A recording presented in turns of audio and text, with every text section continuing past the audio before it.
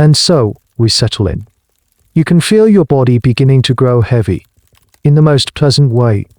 In our time together tonight, there is nothing to examine, nothing to understand with the sharp edges of modern logic. Only the gentle, looping rhythm of a story.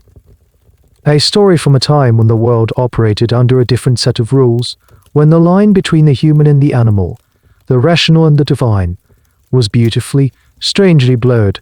Tonight, we're drifting back to that world, to the story of a time when animals were put on trial. Before we drift too far into the past, if this quiet corner of history feels like a comfort to you, you're welcome to leave a quiet like or subscribe. Think of it not as a task, but as leaving a soft footprint on a dusty path, before you continue your journey inward. As a quiet way for us to connect across time and space, feel free to leave a comment with the name of your city, and perhaps the time of night it is for you, all of us listening together in the quiet of our own corners of the world. All right, let the shadows in your room grow long and soft. Maybe you can hear the faint sound of your own breathing, and together, let's allow the story to begin. The first thing you notice is the silence. It's a thick, unnatural quiet that clings to the air like morning fog. You're standing at the edge of a small village in medieval France, perhaps sometime in the 14th century. The road you've been walking for hours has dissolved into a muddy track, rutted by cartwheels and pocked with the hoofrips of rhythmic clang of a blacksmith's hammer. The chatter of women at the well, the shrill crowing of a rooster are gone. The air, usually thick with the scent of wood smoke and damp earth and things less pleasant, feels thin, stretched. It's not a peaceful silence, it's a held breath. You pull your cloak a little tighter and step past the crude wooden palisade that marks the village entrance. The houses are simple, dark-minded timbered things with thatched roofs, huddled together as if for warmth. Their doors are all shut, their windows just vacant slits in the wattle minus door walls. But the village isn't empty. Everyone is here. You see them gathered in the central square, a muddy patch of ground that serves as a marketplace, a meeting place, and a playground all in one. There must be 50 or 60 people. The entire population, from the stooped elders leaning on staffs to the wide minor-eyed children clinging to their mothers' skirts. They form a loose, silent circle. They aren't watching a traveling preacher or a juggler. They aren't gathered around a merchant's cart. Their collective gaze, heavy and unblinking, is fixed on something far more ordinary. A pigsty. You move to the edge of the crowd, your boots sinking into the soft mud. From here, you can see it clearly. It's a low walled enclosure of stone and mud, messy and familiar. And inside, standing in the muck, is a pig. It's a large sow, pinkish-grey, with coarse bristles and intelligent, slightly worried eyes. It is a pig of no particular distinction, the kind you've seen in every village from here to the sea. These animals are a common sight, often allowed to roam freely through the street. They are the village's sanitation department, gobbling up scraps and refuse that would otherwise rot in the lanes. This freedom makes them an integral part of medieval life, but also, occasionally, a source of trouble. But this pig is not roaming freely today, and the crowd's attention is not casual. You sense something more than just curiosity in the air. It's a heavy, formal weight, as if the village is trying to make sense of something that makes no sense at all. This is the central mystery that historians still debate to this day. What was the true purpose of these proceedings? Were they a genuine attempt to enact God's justice, a sophisticated social mechanism for processing collective trauma, or simply a way to impose a fragile human order on a frighteningly chaotic world? The answer is likely a complex tangle of all three. The pig shifts its weight, letting out a soft, questioning grunt. It nudges a bit of straw with its snout, completely unaware of the invisible docket on which its name has just been entered. The villagers don't speak. They just watch. The bailiff, a stout man with a leather jerkin under grim expression, stands near the pen, his arms crossed. The village priest is there too, his face a mask of solemn contemplation. You see a woman at the front of the crowd, her face buried in her hands, her shoulders shaking with silent sobs. Her husband stands beside her, his hand on her back, his own eyes fixed on the pig with a look of profound, sorrowful anger. No one has said a word, no accusation has been publicly made, but the verdict is already hanging in the air. The stillness of the scene is the stillness of a courtroom before the judge enters. Every person here is a juror, a witness, a spectator. You stand at the edge of the crowd, a silent observer, and you understand with a sudden, strange clarity that this is not just a pig in a pen. This is a suspect, an accused, and its day in court is about to begin. You remain at the edge of the silent crowd, the mud cool through the thin soles of your shoes. The tension is a physical thing, a tight cord stretching from the villagers to that unassuming pigsty. Something terrible enough to stop the heart of this entire community, to draw every soul out of their home and into this shared, silent vigil. The cause of this profound disturbance is not immediately obvious. There is no smoking ruin, no sign of a raid or a fire. More intimate, and somehow all the more chilling for it, slowly, almost reluctantly, a path opens in the crowd. Two men, their faces etched with a grim duty, walk towards a small cottage just off the square. It's the home of the weeping woman and her stoic husband. The door is slightly ajar, a dark, uninviting slash in the wall. You watch them disappear inside, and for a moment, the only sound is the pig's soft snuffling and the distant cry of a kestrel circling high above. When the men Ray minus emerge, they carry a small, linen minus wrapped bundle between them. They carry it with a tenderness that is almost unbearable to watch. It's a small bundle, no larger than a loaf of bread. As they bring it into the center of the square, the villagers seem to lean in, a collective, mournful sigh rippling through them. The men place the bundle gently on a wooden plank laid over two barrels, a makeshift bier. One of them, with trembling fingers, carefully unfolds the corners of the linen, and you see, it is an infant. Or, what was an infant? A baby, swaddled tightly, no more than a few months old. The details are not clear, and you have no desire to see them more closely. But the story is written in the blood that stains the white cloth, in the unnatural stillness of the tiny form. The weeping woman lets out a choke cry, a sound of pure, bottomless grief that cuts through the silence and pierces every heart. Her husband pulls her close, his own face a mask of stone, though a single tear traces a path through the grime on his cheek. Now the pieces begin to fall into place. You look again at the pig in its sty, which has stopped rooting and is watching the scene with what looks like placid curiosity. In this era, pigs are not confined as they often are today. They wander. Historians like Nicholas Humphrey have noted that these semi-minus feral pigs were a constant, and sometimes dangerous, presence in medieval settlements. They were large, powerful animals often weighing hundreds of pounds, and driven by a simple, insatiable hunger. This is the mainstream historical fact of the day. Infanticide, accidental or otherwise, by domestic pigs was a shockingly real and documented danger of medieval life. Toddlers and infants, left unattended for even a moment, perhaps while a mother fetched water or tended the fire, were vulnerable. A swaddled baby, lying on a blanket on the floor of a simple cottage, could be mistaken for a bundle of food. The accounts are sparse but grim, appearing in court records and chronicles. An unattended child, a hungry pig, a moment of horror. It was a known risk, a dark possibility that lurked at the edge of every parent's mind. The father of the child, his voice raspy with emotion, begins to speak. He tells the bailiff what happened. He and his wife were in the small field behind the cottage, turning the soil. The baby was sleeping inside, just a few feet from the open door. They heard a squeal, not of a pig, but of their child. They ran, but it was too late. The pig was there, inside their home, and the damage was done. It had wandered in from the street, drawn by some scent or curiosity. As the story is told, the crowd's gaze shifts back to the pig, but now it is laced with something new, a cold, righteous fury. It's a desire for justice, but a justice that must follow a specific, prescribed path. It would be simple to take a pitchfork to the animal, to end its life in a moment of communal rage, but this is the part that feels so alien to your modern sensibilities. The reaction is not one of simple vengeance. It is legal. It is procedural. The village is not preparing for a slaughter, it is preparing for a prosecution. You see the bailiff nod slowly, his expression unchanging. He has heard the testimony. He looks at the grieving parents, at the silent, watching villagers, and then at the pig.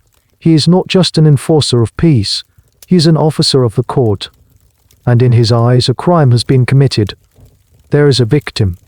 There is a perpetrator. Regardless of how many legs the perpetrator has.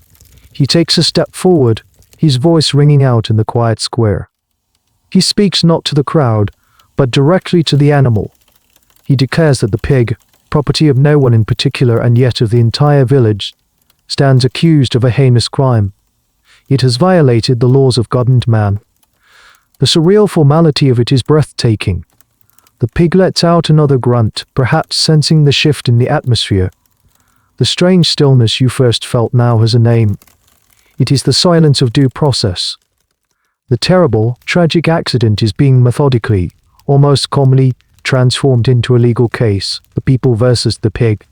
The bailiff's formal declaration hangs in the air, echoing in the profound silence of the village square. There's a strange sense of release among the crowd, the kind that comes when a formless, chaotic grief is finally given an aim and a structure. It is no longer just a tragedy, it is now an affair case. You watch as the machinery of medieval justice, ponderous and solemn, begins to grind into motion. It's a machine designed for humans, yet today, its gears will turn for a beast. The bailiff, the local representative of the secular court, takes charge. This is a crucial distinction that will become more important later. For crimes committed by individual animals, a pig killing a child, an ox goring a man, the case fell under the jurisdiction of the local lord's court or the king's court. These were the same courts that tried humans for theft, assault, and murder. The legal framework didn't just accommodate these cases, it demanded them. Steeped in a belief system where God's law permeated every aspect of creation, the idea of an animal committing a crime wasn't necessarily absurd. It was a disruption of the natural. God minus given order, and that disruption had to be formally set right. The bailiff beckons to two sturdy young men who step forward, their faces a mixture of apprehension and grim resolve. He gives them their instructions. The accused must be apprehended and secured. It is to be taken into custody. You expect them to approach the sty with ropes and clubs, to drag the animal out with brute force. But again, you are struck by the bizarre adherence to protocol. This is an arrest, not a capture. The men unearth the simple wooden gate of the sty.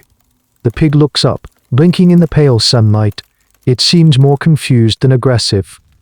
It has spent its life wandering these streets, being shooed away from doorways and occasionally rewarded with a rotten apple. This focused, silent attention is something new. One of the men enters the pen cautiously, holding a short rope. He speaks to the pig in a low, calming voice, the same way he might speak to a nervous horse. "Come on now, old girl, easy does it." It's a surreal moment of gentle procedure in the face of a brutal accusation. The pig, perhaps sensing no immediate threat, allows the man to loop the rope loosely around its thick neck. There is no struggle, no frantic squealing. It is led out of the pen with a quiet dignity that seems utterly at odds with the situation. As it emerges into the square, the crowd takes a collective step back, opening a wide path. The weeping mother turns away, unable to look. The pig is led through the heart of the village, past the silent, watching families. Its hooves make soft, plopping sounds in the mud. This is the medieval equivalent of a perp walk, a public procession of the accused. Everyone must see that the law is being enacted, that the suspect is in custody, and that order is being restored. This public performance of justice was vital in a world without mass media. You follow the small procession as it moves down a narrow lane towards a squat, stone building at the edge of the village. It's a building with very few, very small windows, barred with iron. This is the town jail. It's a place reserved for thieves, poachers, and violent drunks awaiting judgment. And now, it will have a new, minus-legged inmate. This is where you encounter one of the stranger, more niche details of the process. Archival records from across Europe, particularly from France, which was the epicenter of this practice, showed that accused animals were often held in the very same jails as human prisoners. Sometimes they were even given their own cell. This wasn't just a matter of convenience. The animal had to be treated, as much as was practical, like a human defendant. This meant it had to be securely imprisoned pending trial. This is the truly remarkable part. It had to be cared for at the town's expense. The jailer, a grizzled man with a key the size of his forearm, unlocks the heavy oak door. He peers at the pig with a look of weary resignation, as if he has seen it all before. And perhaps he has. While these trials were not an everyday occurrence, they were frequent enough to be a recognized part of the legal landscape for several centuries. Historians still argue about the exact frequency, as many records have been lost, but the surviving documents suggest hundreds of such trials took place between the 13th and 18th centuries. The pig is nudged into a dark, straw-strewn cell, the heavy door groans shut, and the iron bolt is thrown. The bailiff turns to the jailer and gives him a final, formal instruction. The prisoner is to be given food and water each day, just like any other. The cost of its upkeep will be recorded and billed to the community. Justice, after all, is not free. You stand outside the jail listening. For a moment, there is silence. Then, from within the stone walls, you hear a soft, confused oint. The sound is so mundane, so agricultural, that it almost shatters the solemn legal fiction that has been so carefully constructed, but it only lasts a moment. The villagers begin to disperse, their faces still grim, but the sharp edge of their shock has been blunted by the comforting balm of procedure. The law has come to the sty. A suspect is behind bars. The long, strange path to a verdict has officially begun. With the accused pig now secured in the town jail, a different kind of quiet settles over the village. The initial shock has passed, replaced by a low hum of anticipation. The wheels of justice have been engaged, and now everyone waits for the next turn. You take this moment of pause to try and understand the strange legal universe you've stumbled into. The bailiff's actions were swift and clear, but you sense a deeper, more complex world of rules and jurisdictions lying just beneath the surface. You find yourself near the small village church, a simple stone building with a wooden cross on its steeple. The priest is standing outside, speaking in low tones with a few of the village elders. His presence at the initial scene was notable, but his role seemed secondary to the bailiff's. This hints at a fundamental division in the world of animal trials, a legal and theological split that is one of the most fascinating aspects of the entire practice. You learn that there were not one, but two distinct types of courts for trying animals in medieval and early modern Europe. The first, which you've just witnessed, was the secular court. This was the domain of lords, magistrates, and kings. It dealt with individual domestic animals, pigs, bulls, horses, dogs, that had committed a specific crime, usually maiming or killing a human being. These were seen as capital crimes, and the proceedings mirrored human criminal trials. The animal was arrested, imprisoned, tried before a judge, and, if found guilty, sentenced to death. The logic, twisted as it may seem, was one of direct, individual responsibility. This specific pig committed this specific act, and it must pay the price. But then there was the other court, the ecclesiastical court, the church court. This court's jurisdiction was entirely different. It didn't deal with individual animals. It dealt with collective infestations. It took on entire species, vast, swarming multitudes of creatures that plagued the community: rats, mice, locusts, weevils, caterpillars, snakes, beetles. If a farmer's field was being devoured by beetles, or a granary was being emptied by rats, you couldn't exactly arrest each one and put them in individual jail cells. That was a job not for the bailiff, but for the bishop. These creatures were not accused of a simple crime like murder. Their crime was grander, more biblical in scale. They were seen as agents of the devil, a satanic army sent to destroy crops, spread disease, and test the faith of the godly. Their destruction of a harvest wasn't just an agricultural problem, it was a theological crisis. And so the response had to be theological as well. The villagers would formally petition the local bishop or ecclesiastical judge. A case would be opened. But instead of an arrest, the proceedings would begin with an investigation. Church officials would be dispatched to the afflicted area to see the damage for themselves, to confirm that it was indeed an unnatural plague. They would gather evidence, take samples of the destroyed crops, and sometimes even capture a few of the culprits to be held as representatives of their entire species. Then, a formal legal process would unfold, but within the framework of canon law. A prosecutor would be appointed to argue on behalf of the afflicted villagers. And, just as in the secular court, a defense attorney would be appointed for the pests. This defender, often a young lawyer eager to make a name for himself, had the unenviable task of legally representing a swarm of insects or a horde of rodents. The goal of the ecclesiastical trial was not execution. How could you hang 1,000,000 locusts? The goal was exorcism on a grand legal scale. The ultimate sentence was not death, but banishment. The church court would issue a formal, legally binding injunction, ordering the pests to depart from the lands of the parish within a set number of days. This order, called a monito aya, would be read aloud with great solemnity in the fields and marketplaces. The court would move to its ultimate weapon, anathema, excommunication. The entire species would be cursed and cast out from the community of God's creation, damned for all eternity. This is a point of frequent confusion that historians are careful to clarify. The pig in the jail cell would never be excommunicated by the church, and the swarm of weevils in the vineyard would never be hanged by the bailiff. The two legal systems ran in parallel, each with its own roster of animal defendants. One dealt with the sins of the individual, the other with the demonic corruption of the multitude.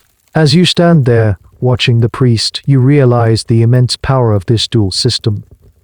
It provided a framework for dealing with almost any calamity nature could throw at these people. Did a specific, identifiable animal cause a specific harm? The secular court offered a satisfactory direct and visible resolution, a trial, a sentence, a public execution. Did a faceless, numberless horde threaten the very livelihood of the community? The church court offered a powerful ritual to confront and expel the forces of chaos. Together, these two courts created a comprehensive legal shield against the anxieties of a precarious world.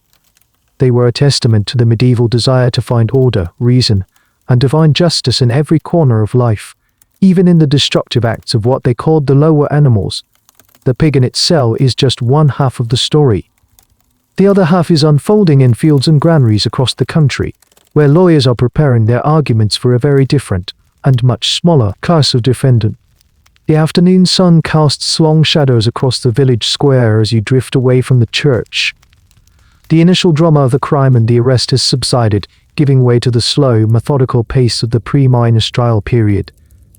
Days will now turn into weeks. Evidence must be gathered, witnesses must be prepared, and a formal indictment must be drawn up. Your curiosity draws you back to the small stone jailhouse. It stands apart from the other buildings, a place of grim purpose. The jailer is outside, sitting on a 3-legged stool and carving a piece of wood with a small knife.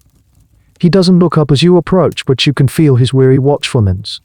This building is his domain. He is the guardian of the village's transgressors, both human and, as of today, porcini. You ask him about his new prisoner. He lets out a short, humorless laugh and gestures with his chin towards the barred window of the cell. Same as the others, he grunts.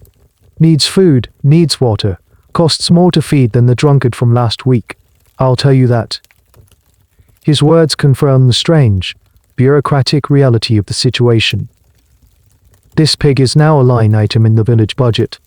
And this is not a flight of fancy, it is a well-minus documented historical fact. The surviving account books from these trials are a treasure trove for historians. They meticulously detail every expense associated with the animal's imprisonment. We have records from the 15th century, for example, of a jailer in France submitting an itemized bill for fodder and lodging for the pig while it was held in the castle keep. These costs could become significant, especially if the legal proceedings dragged on for months, which they sometimes did. The community had a legal and financial obligation to maintain the animal's health leading up to the trial. This wasn't necessarily out of kindness. The accused, whatever its species, had to be presented in court in a fit state. To allow it to starve or fall ill before judgment could be seen as a perversion of the process or cheat. Justice had to follow its full, formal, and often expensive course. Historians sometimes debate whether this meticulous care was a sign of a genuine belief in the animal's personhood before the law, or simply an obsessive adherence to legal formalism, where the proper execution of the procedure was more important than the nature of the defendant. You peer through the small, barred opening into the cell. Your eyes take a moment to adjust to the gloom. The air is cool and smells of damp earth and old straw. In the corner you see the sow. She has made a rough bed for herself and the high end is lying on her side. Breathing slowly, she looks less like a monstrous murderer and more like a profoundly confused farm animal that has found itself in the strangest of barns. The jailer gets up, fetching a wooden bucket of water and a trough of slop, a mix of oats, vegetable peels, and sour milk. He unbolts the heavy door, pushes the food and water inside, and quickly bolts it again. The pig stirs, gets to its feet with a soft grunt, and begins to eat. It's a scene of such mundane domesticity that the legal framework layered on top of it feels all the more surreal. You imagine the scene inside the jail. In one cell, a man accused of stealing firewood, contemplating his fate. In the next, a pig accused of murder, contemplating its dinner. Did they hear each other through the thick stone walls? Did the human prisoners understand the nature of their fellow inmate? The records are silent on this, leaving it to our imagination. This period of imprisonment was also crucial for the prosecution. The bailiff and the magistrate would use this time to build their case. They would visit the scene of the crime, the small cottage with its tragically empty cradle. They would take formal depositions from the parents, their words carefully transcribed by a clerk. They would seek out other villagers who might have witnessed the pig's behavior on the day of the attack, or who could testify to its general character. Was it known to be aggressive? Had it ever snapped at children before? Every piece of information was collected and assessed, just as it would be for a human trial. The entire village becomes a repository of evidence. Gossip at the well turns into potential testimony. A casual observation made weeks ago about the pig acting strangely is now recalled and given a sinister new weight. The community, bound by its shared grief and fear, begins to construct a narrative of guilt, a legal story that can be presented cleanly to the court. Meanwhile, in its solitary cell, the pig eats. It sleeps. It sleeps. It is oblivious to the legal web being woven around it. It has been removed from its natural context, the muddy sty, the bustling village street, the herd, and placed into the sterile, artificial world of the law. It is no longer just an animal. It has become a legal entity, a defendant, referred to in the official documents not as the sow, but as the aforementioned porcini. It is being held in a state of suspended animation, preserved and maintained by the very system that is preparing with all due process to condemn it. As the days of the pig's imprisonment turn into a week, then too, the legal proceedings move to their next critical stage. The prosecution has been building its case, gathering testimony, and preparing a formal indictment. The court has a victim, a suspect, and a body of evidence. But for a trial to be considered just invalid, even by medieval standards, one more element is required: a defense. You find yourself in the small, timber-framed building that serves as the local magistrate's court. It's a single, cavernous room smelling of old wood, beeswax, and the faint, dusty scent of parchment. The magistrate, a man in his late 50s with a face accustomed to solemnity, is presiding over the preliminary arrangements. The bailiff is present, as are the grieving parents and a few village elders. And standing before the magistrate's bench is a man you haven't seen before. He is younger than the others, dressed in the dark, sober robes of a legal scholar. He has an intelligent, focused look in his eyes, and he carries a small, leather-bound book. This is the court-appointed defense attorney, and his client is the pig currently residing in the town jail. This might be the single most confounding detail of the entire practice for a modern observer. Not only were animals formally tried, but they were almost always given legal representation. This wasn't a joke or a mere formality. It was a mandatory process, especially in the more sophisticated legal systems of France and Italy. To deny the accused a defense, regardless of its species, would be to invalidate the entire trial. The verdict, whatever it was, would be appealable. God's justice required a fair fight, and audi alter partem the principle that the other side must be heard. These lawyers were real, professionally trained men. Often they were young, ambitious jurists given the case pro bono or for a nominal fee by the court. It was a chance to prove their legal acumen, to demonstrate their mastery of scripture, Roman law, and philosophical argument in a highly unusual public forum. Taking on an animal's case wasn't seen as a career minus skiller. In some instances, it could be a career minus maker. Successfully defending a swarm of locusts or finding a clever legal loophole to save a condemned mule could earn a young lawyer a reputation for brilliance and ingenuity. You watch as the lawyer formally accepts his appointment. He speaks to the magistrate with respect and seriousness. There is no hint of irony in his voice, no flicker of amusement in his eyes. He is a professional undertaking a professional duty. His client, he argues, is a simple creature of God, lacking the faculty of reason and moral understanding. How then can it be held culpable for a crime that requires intent? This was the central pillar of almost every animal's defense. The argument rested on the concept of mens rea, or guilty mind. The lawyer would argue that a beast, acting on instinct and appetite, cannot form the malicious intent required to commit murder. It can kill, yes, but it cannot murder. He would quote from the Bible, from the works of St. Thomas Aquinas, who argued that animals did not possess a rational soul and therefore lived outside the realm of moral law. He would build a case based on theology and philosophy, arguing that his client was, in the eyes of God and the law, fundamentally innocent because it was incapable of being guilty. But the argument wasn't purely abstract. A good defense attorney would also engage with the facts of the case. He might argue that the child's death was a tragic accident, but not a malicious act. Perhaps he would call character witnesses, other villagers who could testify that the pig was known to be docile and had never shown aggression before. He might even suggest, delicately, that a degree of negligence on the part of the parents was a contributing factor. This was a risky strategy, of course, but it was a valid legal tactic. The very existence of a defense attorney in these cases is another point of intense debate among historians. Was this a sign of a genuinely enlightened legal system, one that believed so deeply in fairness that it extended it to all of God's creatures, or was it something more cynical? Some scholars argue that the defense lawyer was a necessary component of a legal ritual.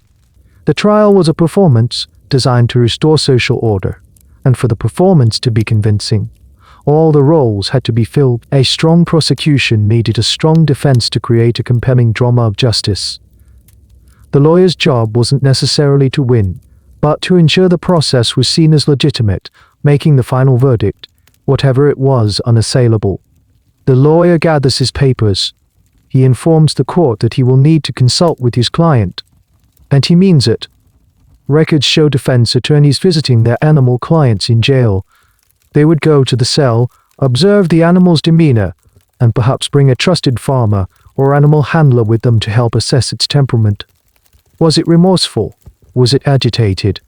Its behavior, interpreted through the lens of medieval anthropomorphism, would become part of the evidence presented in its defense. As the lawyer leaves the courthouse, you can see the weight of his task. He must craft a compelling legal and theological argument to save the life of a creature that has no concept of law or theology, or even its own existence. He is the voice for the voiceless, the reason for the unreasoning, and in the coming days in this very room, he will stand and argue, with all the rhetorical skill he can muster, for the life of a pig. The day of the trial arrives. A nervous energy buzzes through the village, a mix of grim anticipation and a deep-seated need for closure. The courthouse, a building that usually sees only minor disputes over land or debt, is packed. Villagers crowd onto the rough wooden benches, their faces upturned and serious. Sunlight streams in through the high, narrow windows, illuminating dust motes dancing in the air.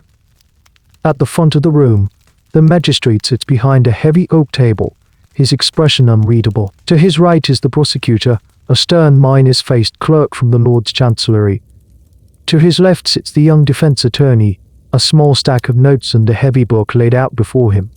The proceedings begin with a solemn prayer, asking for divine guidance in the pursuit of justice. Then, the bailiff, acting as the officer of the court, is instructed to bring in the accused. All eyes turn to the heavy wooden door at the back of the room.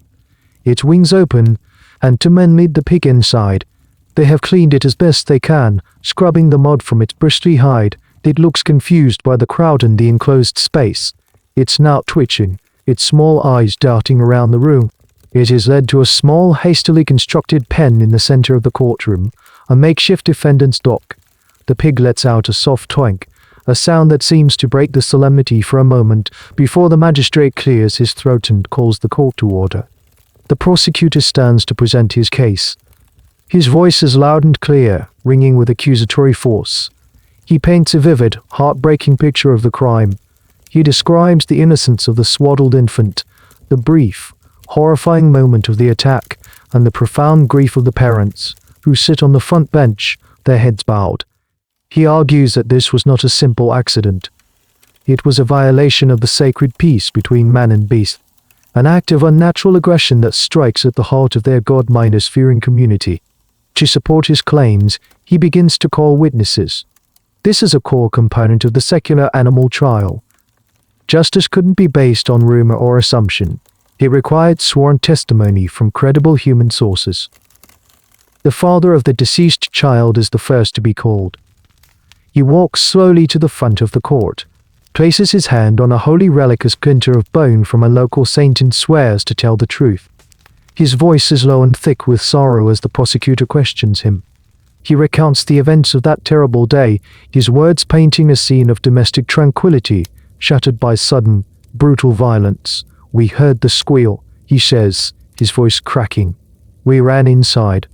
And that beast was standing over my child." He points a trembling finger at the pig in its pen. The animal, oblivious, scratches its side against one of the wooden posts.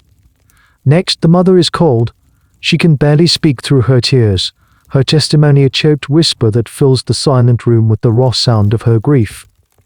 Her testimony is less about the facts and more about the impact, designed to underscore the severity of the crime and sway the emotional tenor of the court. Then the prosecution calls other villagers to the stand.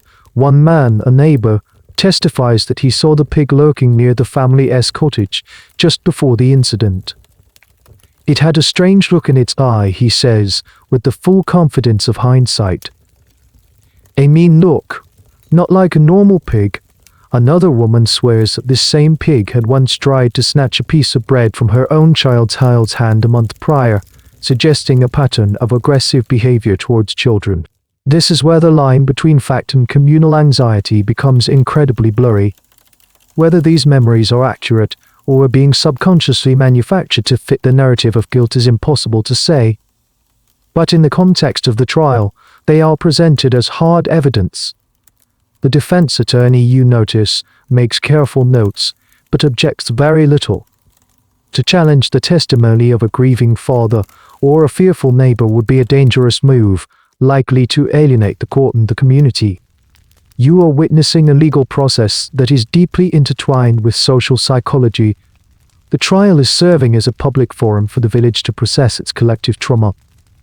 By testifying, the villagers are not just providing evidence, they are participating in a ritual that transforms a chaotic, senseless tragedy into an ordered, understandable story of crime and punishment. The pig's mean look and its alleged pattern of behavior are necessary plot points in this story.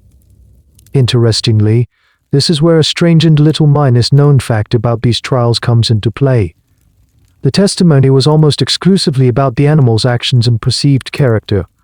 What you almost never find in these records is any attempt to connect the animal's behavior to its owner. In modern law, if a dog attacks a child, the owner is held responsible, but in the medieval period, the legal responsibility was placed squarely on the animal itself. The owner might suffer the economic loss of their animal, but they were rarely, if ever, prosecuted for its actions. Historians speculate this is tied to the concept of the animal as a moral agent in its own right.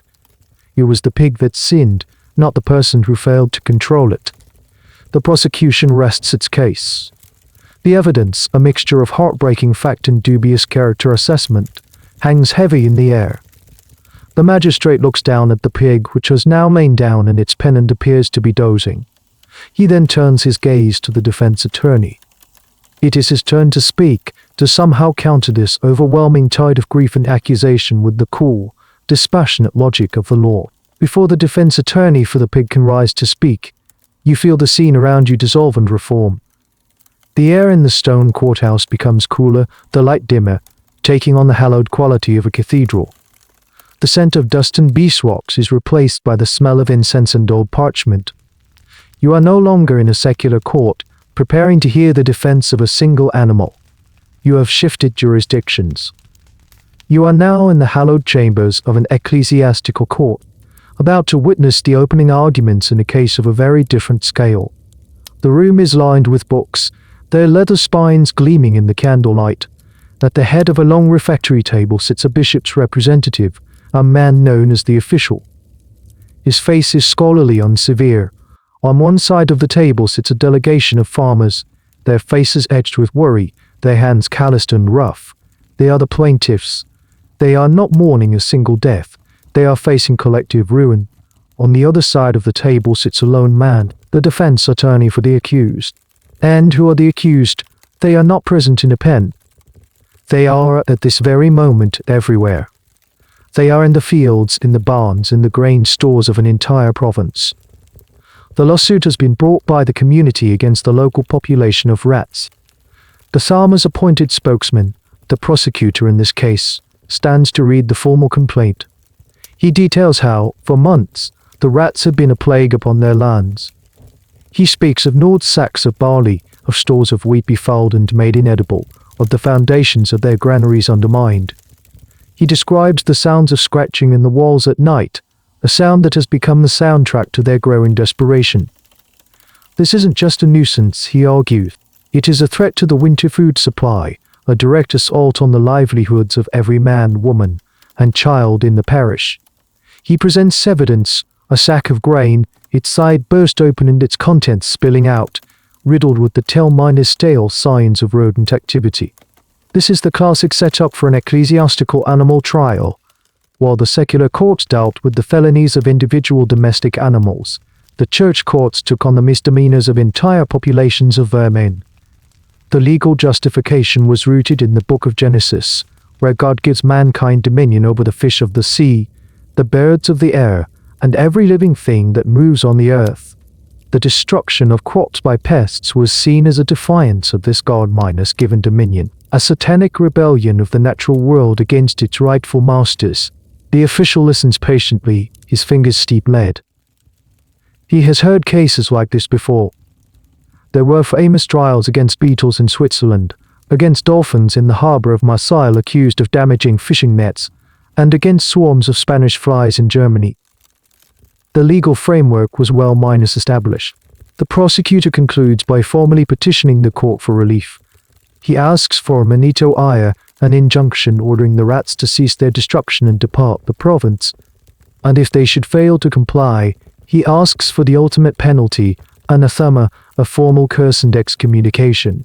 Now the official turns his gaze to the defense attorney. "And what says the defense?" he asks, his voice echoing slightly in the vaulted room. The lawyer for the rats rises. He is calm, respectful, and prepared. His task is to defend a client that is universally reviled, a creature synonymous with plague and decay. To do so, he cannot rely on sympathy. He must rely on the pure, unassailable logic of the law, both human and divine. His opening argument is a masterclass in theological reasoning. He does not deny the damage caused by his clients. Instead, he reframes it. "Your Excellency," he begins, "while the hardship of my learned friends, the plaintiffs, is undeniable, we must ask ourselves, by what authority do these creatures act?" He pauses, letting the question hang in the air. Are they not also God's creatures? Does the Lord not, in his infinite wisdom, provide for all living things? The young lions roar after their prey, and seek their meat from God. He is making a bold claim. The rats are not acting against God's will. They are acting in accordance with it. They are simply taking the sustenance that God has provided for them. Perhaps, the lawyer continues, his voice dropping to a more conspiratorial tone. The presence of my clients is not a punishment, but a test. A divine reminder to the good people of this parish to pay their tithe more promptly, to attend Mass more diligently, to pray more fervently. This was a common and often effective defense, turning the accusation back on the plaintiffs themselves. The pests weren't the problem. The people's lack of piety was. This brings up a fascinating point that legal historians like Edward Payson Evans, a pioneer in this field of study, have highlighted. The ecclesiastical courts often served a dual purpose. On the surface, they were about pest control, but on a deeper level, they were a powerful tool for social control. A plague of insects or a horde of rats was a perfect opportunity for the church to reassert its authority, to remind the populace of their dependence on God's favor, and to encourage more faithful behavior and more generous donations. The academic debate continues: were these trials primarily legal, theological, or social instruments? The answer is that they were a complex and inseparable blend of all three. The official listens to the lawyer's arguments, stroking his chin. The case will not be decided today.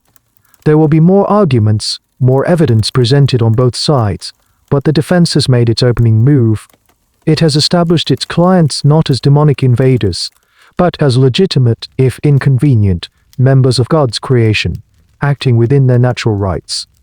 The legal battle for the souls and the residential status of the province's rats has just begun. The ecclesiastical court chamber, with its weighty theological arguments, feels charged with intellectual energy. The case against the rats is not a simple one, and the young lawyer defending them is clearly formidable. He is not just any lawyer. As you listen, you realize you are in the presence of a legal mind who would become a minor legend in the annals of jurisprudence. A man whose name is inextricably linked with the bizarre history of animal trials, Bartholomew Chasney. Born in France in the late 15th century, Chasney was a brilliant and respected jurist who wrote extensively on law and legal procedure.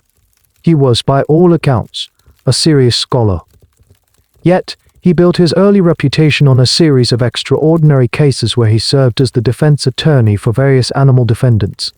His most famous case, the one that would be cited for centuries, was his defense of the rats of the province of Alton.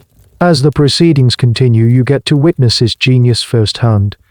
The prosecutor, representing the farmers, dismisses the defense's initial theological arguments. He insists that the court must act, that the people's livelihoods are at stake. He demands that the court issue its summons, the first step in ordering the rats to appear and answer for their crimes. The official, the judge, agrees that this is the proper next step. A summons must be drawn up and read in all the places where the rats are known to congregate. But Chasney rises to object. His objection is not based on grand theology, but on a subtle, almost modern sounding point of legal procedure. Your Excellency, he begins, his tone deferential but firm, I must object to the proposed summons on the grounds that it is too narrow. The complaint has been lodged against all the rats of Alton. My clients are a vast and scattered population. They reside not only in the fields and granaries of the plaintiffs, but in the towns and villages as well. A summons read only in the afflicted fields would not reach them all. Many of my clients, the town miners dwelling rats, would remain ignorant of these proceedings. To try them in absentia without their knowledge would be a grave injustice. The courtroom is silent. The farmers exchange confused glances. The official leans forward, intrigued. Chasney is using the court's own scrupulous adherence to legal fairness against it.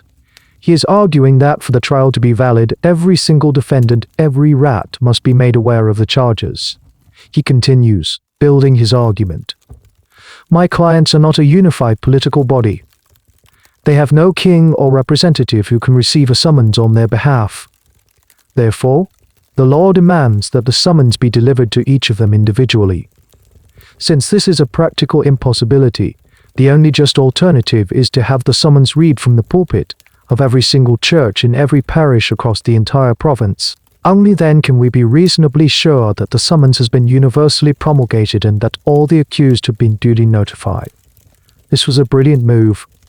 It was both logically sound within the context of the court's own rules and designed to create a massive, time-minus consuming logistical nightmare for the plaintiffs. The official, bound by the principles of canon law, has little choice but to concede the point. Chasney has won the first round. The court orders that the summons must be read aloud in every church in the region, a process that will take weeks to complete. This is a perfect example of a peculiar niche detail from these trials. The lawyers were incredibly skilled at using procedural delays.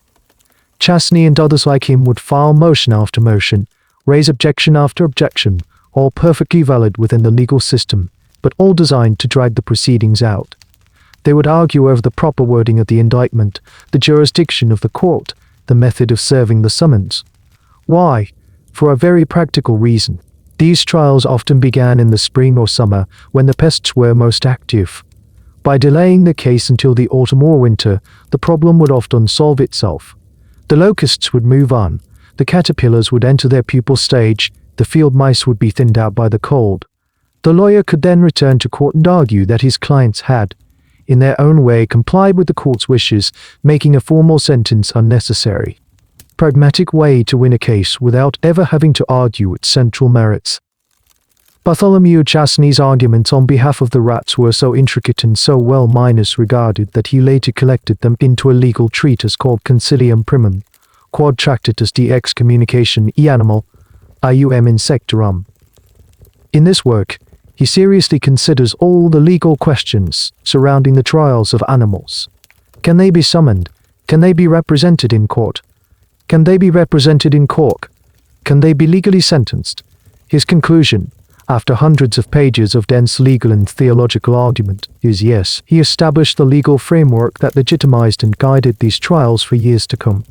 Whether Chasney genuinely believed that the rats deserved a fair trial, or whether he saw it as the ultimate intellectual exercise, a chance to sharpen his legal skills on the most challenging of clients, is a question historians still ponder. There's a subtle wit, a touch of the absurd, that runs through his writings, suggesting he may have had his tongue firmly in his cheek. But his arguments were presented with the utmost seriousness and were accepted as valid by the courts of his time. In the courtroom, the farmers groan at the delay, but they are powerless. The law is the law. Thanks to their brilliant, crafty lawyer, the rats of Orton have been granted a temporary reprieve. Their day in court has been postponed, all in the name of ensuring that every last one of them has been properly served their notice to appear. Weeks pass in the ecclesiastical case against the rats. True to the court's decree, the summons is read from pulpits across the province.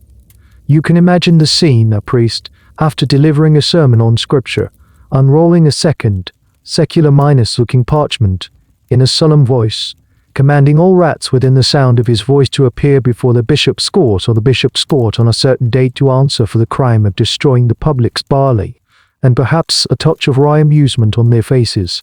Finally, the day of the trial proper arrives. The delegation of farmers is back, their faces even more anxious than before. The prosecutor is ready to proceed, confident that all legal requirements have now been met. Bartholomew Chasney, the rat's defender, is also present, looking as calm and prepared as ever. The official calls the court to order. He notes for the record that the summons has been duly and widely promulgated. He then turns his gaze to the empty space in the center of the room. The accused have been summoned, he declares. Let them now appear. Of course, nothing happens. Not a single rat scurries into the courtroom to answer the call. The silence is heavy, expectant. The farmers begin to mutter amongst themselves. This is it. Their failure to appear is an admission of guilt, a contempt of court. Now the judgment can be passed, the curse can be invoked. The prosecutor rises, a triumphant look on his face. Your Excellency, he says, the defendants, having been lawfully summoned, have failed to appear. They have defied this holy court. We demand that you now find them in default and proceed to the sentencing. But before the official can respond, Chasney is on his feet. An objection, Your Excellency, he says, his voice cutting through the tension. While it is true that my clients are not physically present, we cannot simply assume their absence is an act of defiance. The official raises an eyebrow. And why not, Master Chasney? They were summoned. Indeed they were, Chasney replies smoothly. and I have no doubt that they wish to comply. My clients are, after all, non-abiding creatures who respect the authority of this court. However, I must draw the court's attention to the perilous nature of the journey they would be forced to undertake to appear here today. He lets that statement sink in. The farmers look utterly baffled.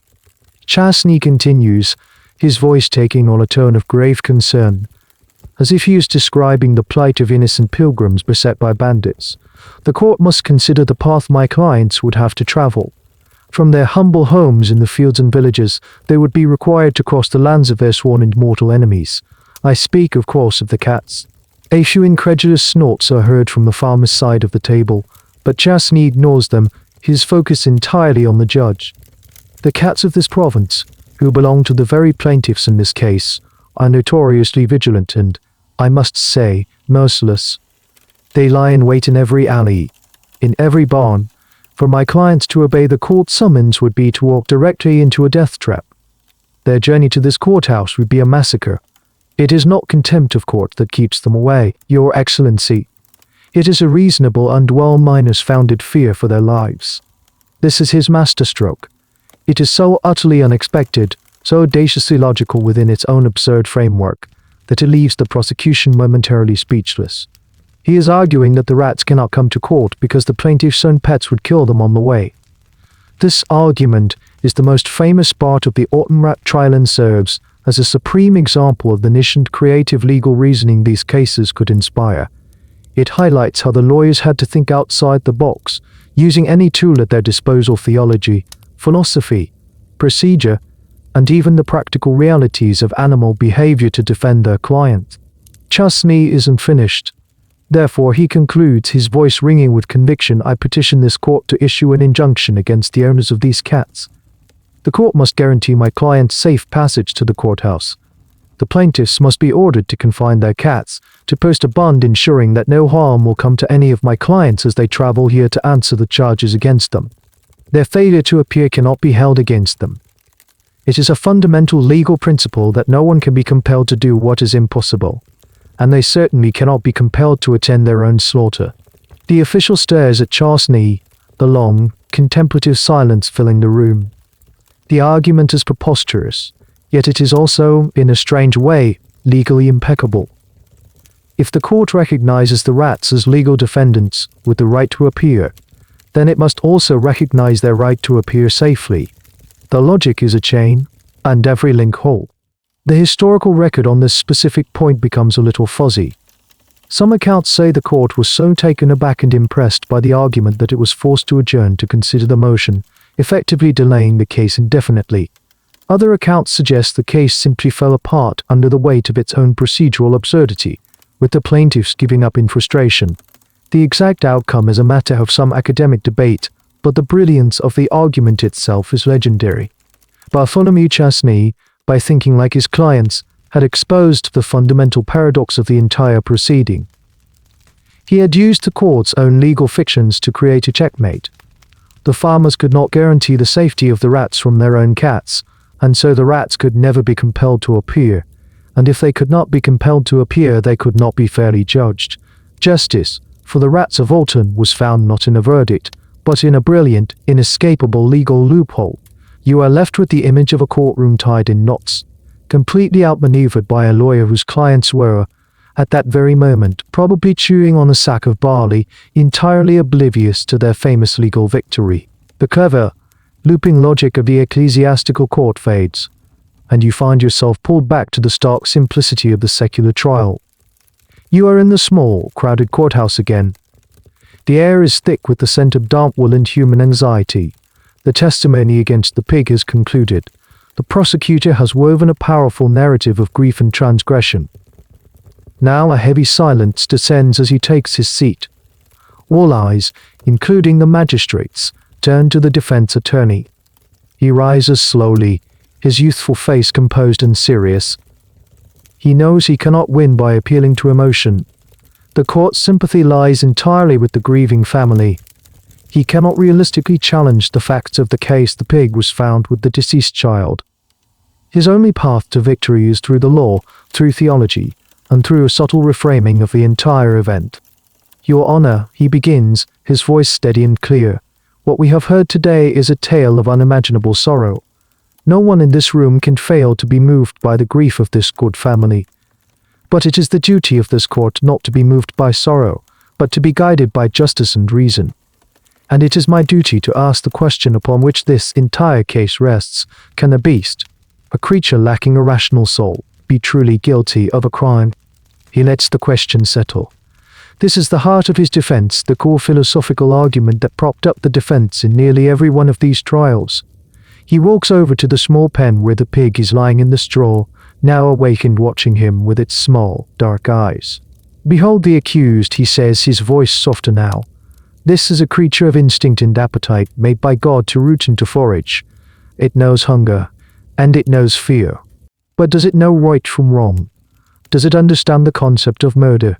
Does it possess, as the law requires for a finding of guilt, a malicious will? He turns back to the magistrate. The teachings of the Church, through St. Thomas Aquinas, are clear on this matter. Animals do not possess the rational soul that is the unique gift of God to mankind. They act not from reason, but from what the philosophers call sensitive appetite. They are moved by the immediate urges of their nature. To hold this creature to the same standard of moral culpability as a man or a woman is to misunderstand the very order of God's creation. He is attempting to lift the case out of the specific, emotional details and place it into a grander, more abstract theological framework. He is arguing that the pig is not a criminal, but a force of nature, like a lightning bolt that strikes a tree or a flood that washes away a bridge. A lightning bolt can cause immense harm, but you do not put the storm on trial. The prosecutor stands to object. The defense speaks of philosophy. I speak of a dead child. The laws of this land, and indeed the laws of God found in Exodus, demand a life for a life. An ox that gores a man to death is to be stoned. The law does not ask after the OXS rational soul. This was the prosecution's escort, and a point of massive theological and legal debate for centuries.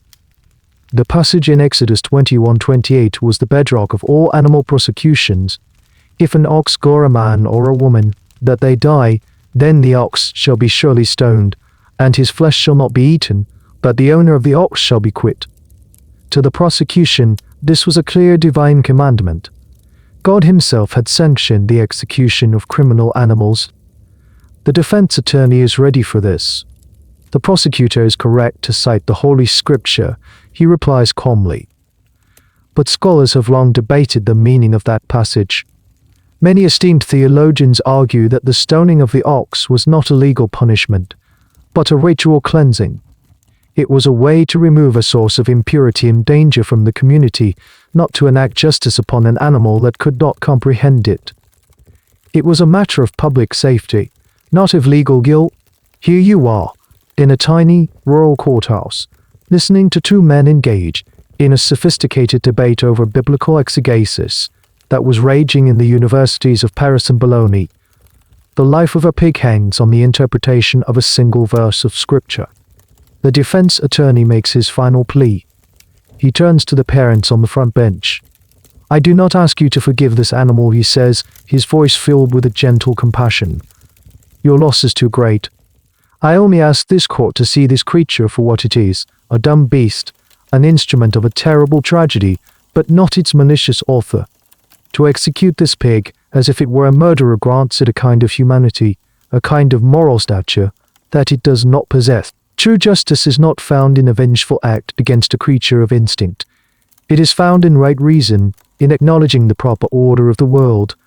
I ask you to find my client not guilty of the crime of murder. He sits down. The courtroom is utterly still. He has not denied the facts.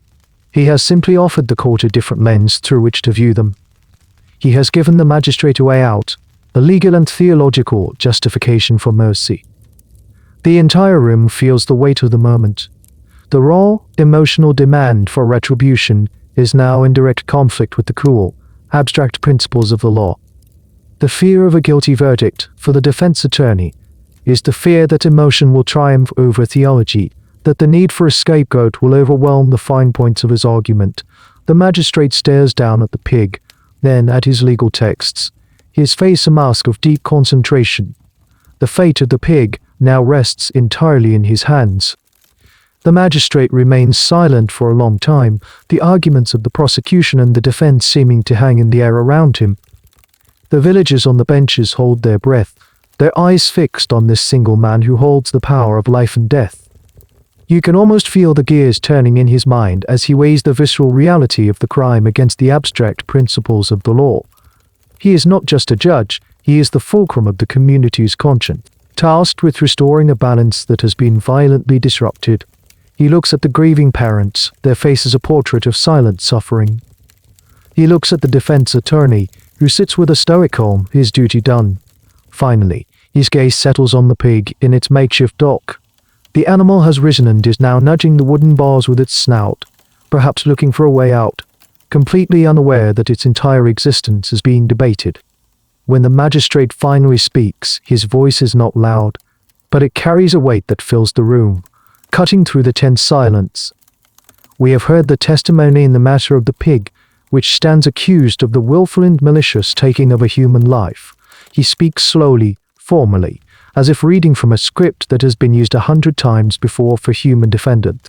We have heard the arguments of the prosecution, which has rightly pointed to the grievous nature of the act and the clear commandment of hurting beasts that kill a man. He nods gravely towards the prosecutor, and we have heard the arguments of the defense, which has with admirable skill raised profound questions of theology concerning the nature of a beast's soul and its capacity for sin. He offers a respectful nod to the young lawyer. This court, he continues, is a court of law, not a university of theology. While we acknowledge the philosophical complexities, we are bound by the customs of this land and the direct word of God, as it is written in the law. An act was committed. A life was taken. Order has been broken. He pauses, and in that pause, everyone in the room knows what is coming. The defense attorney's shoulders slump just a fraction. The grieving father closes his eyes. This court finds that the animal, by its actions, did cause the death of the infant child. It has acted against the laws of God and man. It has forfeited its right to exist among this community. He picks up a small wooden gavel from his table. Therefore, it is the judgment of this court that the accused is guilty as charged. A quiet, collective sigh ripples through the crowd. It is not a sigh of joy or triumph, but of somber resolution. The story has reached its necessary conclusion. The narrative of justice is complete. The magistrate now moves to the final, grim stage of the proceedings, the sentencing. Having been found guilty of this most terrible crime, he declares, his voice taking on a harder, more official edge, this court sentences the pig to be taken from this place to the public square and there to be hanged by the neck until it is dead. The sentence is pronounced with the same gravity and formality as it would be for a human murderer. Hanging was a common form of execution for the lower classes, and it was the sentence most frequently passed on convicted animals. The choice of punishment was not random. It was a deliberate mirroring of the human justice system. This brings up a fascinating and strange historical detail. While hanging was the most common sentence, it wasn't the only one. In some cases, particularly those seen as having an element of demonic or unnatural influence, the animal might be sentenced to be burned at the stake. There is also a famous case from 1396 in Falaise, France, where a pig that had mangled a child's face and arm was sentenced not only to be hanged, but to be mutilated in the same manner as its victim first. The executioner was ordered to dress the pig in a man's waistcoat and breeches for the occasion and to carry out the mutilation on its head and fall before the hanging. This practice, known as lex de lionis or an eye for an eye, was a direct and brutal application of retaliatory justice, further blurring the line between the animal and the human criminal. The magistrate gives the final orders. The execution is to be carried out the following day at noon. The town crier will announce it, so all may attend. Justice, as always, must be a public spectacle. He bangs his gavel on the table, the sharp crack echoing through the silent room. The bailiffs move towards the pen. The pig, perhaps sensing the shift in mood, the sudden finality in the air, begins to back away, letting out a nervous squeal. It is no longer a defendant. It is a condemned prisoner. The villagers begin to file out of the courthouse. Their faces grim. They speak in hushed tones. There is no celebration. There is only a heavy sense of catharsis, the feeling that a terrible wrong has been formally acknowledged and will now, with all the ceremony the law can muster, be set right. The machinery of justice has delivered its verdict. Tomorrow the executioner will carry out the sentence. The next day dawns grey and cool. A somber mood hangs over the village, thicker than the morning mist rising from the fields. The town crier, his voice resonating with a practiced, mournful authority, has made his rounds, announcing the time and place of the execution. By mid-morning this morning, the villagers begin to gather again in the central square, the same muddy ground where you first saw them standing in silent vigil. But this time, the mood is different. The shock has been replaced by a grim sense of purpose. A public duty is about to be performed. In the center of the square, a crude wooden gallows has been erected. It's a simple, functional structure, two upright posts with a crossbeam, a rope with a hangman-esque noose dangling from its center. It is the same gallows used for human criminals, assembled for this specific occasion. The presence of this stark instrument of death transforms official violence. You watch as a small procession makes its way from the jailhouse. The bailiff leads the way, his face set like stone. Behind him, two men guide the condemned pig, a thick rope looped around its neck. The pig resists, squealing and digging its hooves into the mud, its animal instinct finally sensing the profound danger it is in. It pulls against the rope, its grunts and squeals erupt, desperate sound in the otherwise quiet square. It is no longer a placid, curious creature. It is a terrified animal being dragged to its death. This final, grim parade is the culmination of the entire legal process. The execution of an animal was not a furtive, back-minus-alley affair. It was a public state-minus-sanctioned ceremony, often attended by the magistrate, the court clerk, and the entire community. The event was meant to be a powerful and unambiguous demonstration of the law's authority. It was a ritual that symbolically cleansed the community of the crime, restoring the moral and social order that had been so violently disrupted. As the pig is dragged towards the gallows, you notice a strange and unsettling detail, one that is documented in several historical accounts. The pig has been dressed in a crude approximation of human clothing. Someone has forced its front legs through the sleeves of a man's torn linen shirt and tied a pair of ragged breeches around its hindquarters. This act of dressing the animal is perhaps the most surreal and psychologically complex part of the whole affair. Why would they do this? Historians have debated this for years. On one level, it was an act of profound humiliation, a way to mock the creature as it was being destroyed. But on another, deeper level, it was the final step in the animal's legal transformation. Throughout the trial, the pig was treated like a human, arrested, jailed, given a lawyer, tried on testimony. By dressing it in human clothes for its execution, the community was completing. The community was completing. The community was completing. It was making the animal visually conform to the human legal category it had been forced into. It was executing not just a pig, but a convicted felon. This act reinforced the legitimacy of the verdict. It was a murderer, and so it would die dressed as one. The executioner, a burly man often brought in from a larger town for the occasion, waits by the gallows. He is a professional, his movements sufficient and detached. He takes the rope from the men and expertly tightens the noose around the pig's thick neck. The animal's squeals become frantic, high-pitched sounds of pure terror. The crowd falls silent, their eyes wide. The children hide their faces in their mothers' skirts, peeking out between their fingers. With a signal from the bailiff, the executioner and his assistants haul the pig up off its feet. The animal kicks and thrashes, its full weight pulling the rope taut. The squealing is cut short, replaced by a choked, gurgling sound. The struggle continues for a few moments that seem to stretch into an eternity, and then, slowly, the body goes limp. It hangs in the grey noon night, a bizarre and tragic effigy, a pig in a man's clothes, swaying slightly in the breeze. The silence that follows is profound. The law has been served. The sentence has been carried out. The ritual is complete. The grieving parents, who have watched the entire spectacle from their doorway, turn and go back inside, their faces showing not satisfaction, but a deep and hollow minus-eyed exhaustion. The community has its closure. but it is a grim and bloody closure. The body would be left to hang for a time, a stark warning to men and, presumably, to beast. Afterward, it would be cut down and buried, often in unconsecrated ground or sometimes burned. The meat of an executed animal was considered unclean, tainted by its crime, and was never to be eaten. The law in Exodus was clear on that point. You stand there in the muddy square, the image of the hanged pig seared into your mind. You have witnessed the full, strange arc of medieval animal justice, from accusation to execution. It was a process driven by a logic so alien, yet so internally consistent, that it leaves you with a sense of profound unease.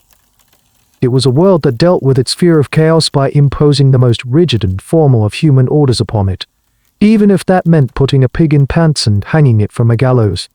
The grim spectacle of the pig's execution fades, and the damp air of the French village square is replaced by the dry, sun-baked heat of a Mediterranean vineyard. The sky is a brilliant, unrelenting blue. You are in a different time of defendant. There is no gallows here, no single, identifiable culprit. The problem is smaller, quieter, and far more numerous. You are walking through rows of grapevines with a landowner, his face a mask of despair. He gestures to the leaves of his precious vines. They are riddled with holes, chewed to a delicate, useless lace. He picks a leaf and shows you the culprits, a swarm of small, iridescent green beetles, no bigger than your thumbnail. They are weevils, and they are methodically destroying his crop, the source of his family's wealth and the region's famous wine. He has tried everything. His workers have spent weeks trying to pick the beetles off by hand, a hopeless task. He has prayed. He has made offerings at the local church. Nothing has worked. The beetles continue their silent, relentless feast. As a man of the 16th century, he sees this not as a random ecological event, but as a deliberate, malicious assault. And so, he has turned to the only power he believes can confront an evil of this scale, the church. You are about to witness the ultimate weapon of the ecclesiastical court, a sentence reserved for the most stubborn and widespread of pests, a formal writ of excommunication. The process has already been going on for months. The landowner and his neighbors filed their complaint with the bishop. A defense attorney was appointed for the weevils, and he likely used a series of clever delaying tactics, perhaps arguing, as Chastney did for the rats, that the summons had not been properly served to every single beetle. But the delays have run out, and the damage has continued. The court has issued its final warnings, its manito ayers, ordering the pests to depart. These warnings were read aloud in the vineyards, a priest intoning a legal command to an audience of insects. The weevils, unsurprisingly, have not complied, and so the court has been left with no other choice. It has issued the decree of anathema. Today is the day the sentence will be carried out. A procession makes its way from the village church into the heart of the afflicted vineyards. At its head is a bishop's representative, the official, dressed in his formal vestments. He is accompanied by priests and acolytes, one of whom carries a tall cross, another is swinging the Bible of incense. The villagers, the plaintiffs, follow behind, their faces a mixture of solemn piety and desperate hope. They stop in the most heavily infested part of the vineyard. The official is handed a long scroll of parchment, its text written in elaborate Latin, its bottom edge heavy with the bishop's wax seal. This is the writ of excommunication. It is a legal document, a theological weapon, and a piece of powerful ritual theatre all in one. This practice, while sounding fantastical, is well minus documented. One of the most famous examples comes from the Diocese of Lausanne in Switzerland, where a formal sentence was read out against the caterpillars plaguing the region. Another case from the French village of Saint-Julian saw a multi-year legal battle against a species of weevil, with the final sentence of excommunication being meticulously recorded in the court archives. The official unrolls the scroll and begins to read, his voice ringing out over the silent vines. The text is a masterpiece of legal and religious condemnation. It begins by recounting the case, the complaint of the people, the stubborn refusal of the insects to depart, the exhaustion of all other remedies. It names the defendants in precise, legalistic terms, eles bestioles, biau corspocatoes, those small beasts called weevils. Then, it moves to the heart of the sentence. In the name of the Almighty God, the Father, the Son, and the Holy Spirit, and by the authority of the blessed apostles Peter and Paul, and of the Holy Mother Church, he intones, we do hereby curse and excommunicate the aforementioned weevils, separating them from the community of God's creation and delivering them unto Satan and his angel. The language is terrifying in its finality. The curse is not just a command to leave, it is a spiritual annihilation. The document often went into lurid detail, damning the creatures in the fields and in the forests, in the water and in the air, in their living and in their dying. It was a comprehensive spiritual sanction, designed to sever the pests from the very fabric of divine grace that was believed to sustain all life. This raises a profound theological paradox, one that medieval scholars themselves grappled with. How can you excommunicate a creature that was never a member of the church in the first place? Some theologians argued that all of creation was implicitly part of God's kingdom, and therefore subject to its laws and punishments. Others found the practice highly questionable, believing it was a superstitious misapplication of sacred rite. This debate over the baptized door and baptized door and baptized door and baptized status of animals and whether they could be subject to church law remains a fascinating point of historical theological inquiry. The official finishes reading. He rolls up the scroll. A priest then takes a bell, the kind used during Mass, and rings it 3 times that symbolizes a spiritual death. Another priest takes a lit candle and extinguishes it, plunging the wick into the ground, symbolizing the snuffing out of the creature's spiritual light. The ceremony is complete. The villagers stand in silence, watching the leaves of the vines, as if expecting the weevils to suddenly take flight in a great, dark cloud and depart as commanded. Of course, nothing happens. The beetles continue to chew, oblivious to their eternal damnation, but for the people, something has changed. They have faced the faceless, overwhelming force that was destroying their lives. They have confronted it with the highest authority they knew. The ritual itself was the remedy. It provided a sense of control, a powerful psychological release in a world where so much was uncontrollable. Whether the beetles left or not was almost secondary. The community had acted. They had fought back with the most powerful weapons they possessed, and now all they could do was wait and hope that their curse, carried on the wings of faith, would somehow find its mark. You leave the hot, dry air of the vineyards and travel north, crossing into the chilly, more pragmatic territories of the Holy Roman Empire, specifically to the city of Basel, in what is now Switzerland. The year is 1474. The shift in location brings a shift in the nature of the crime. We move away from the grim, predictable violence of a hungry pig or the environmental threat of a swarm of insects, and into the realm of the truly bizarre, the uniquely unnatural.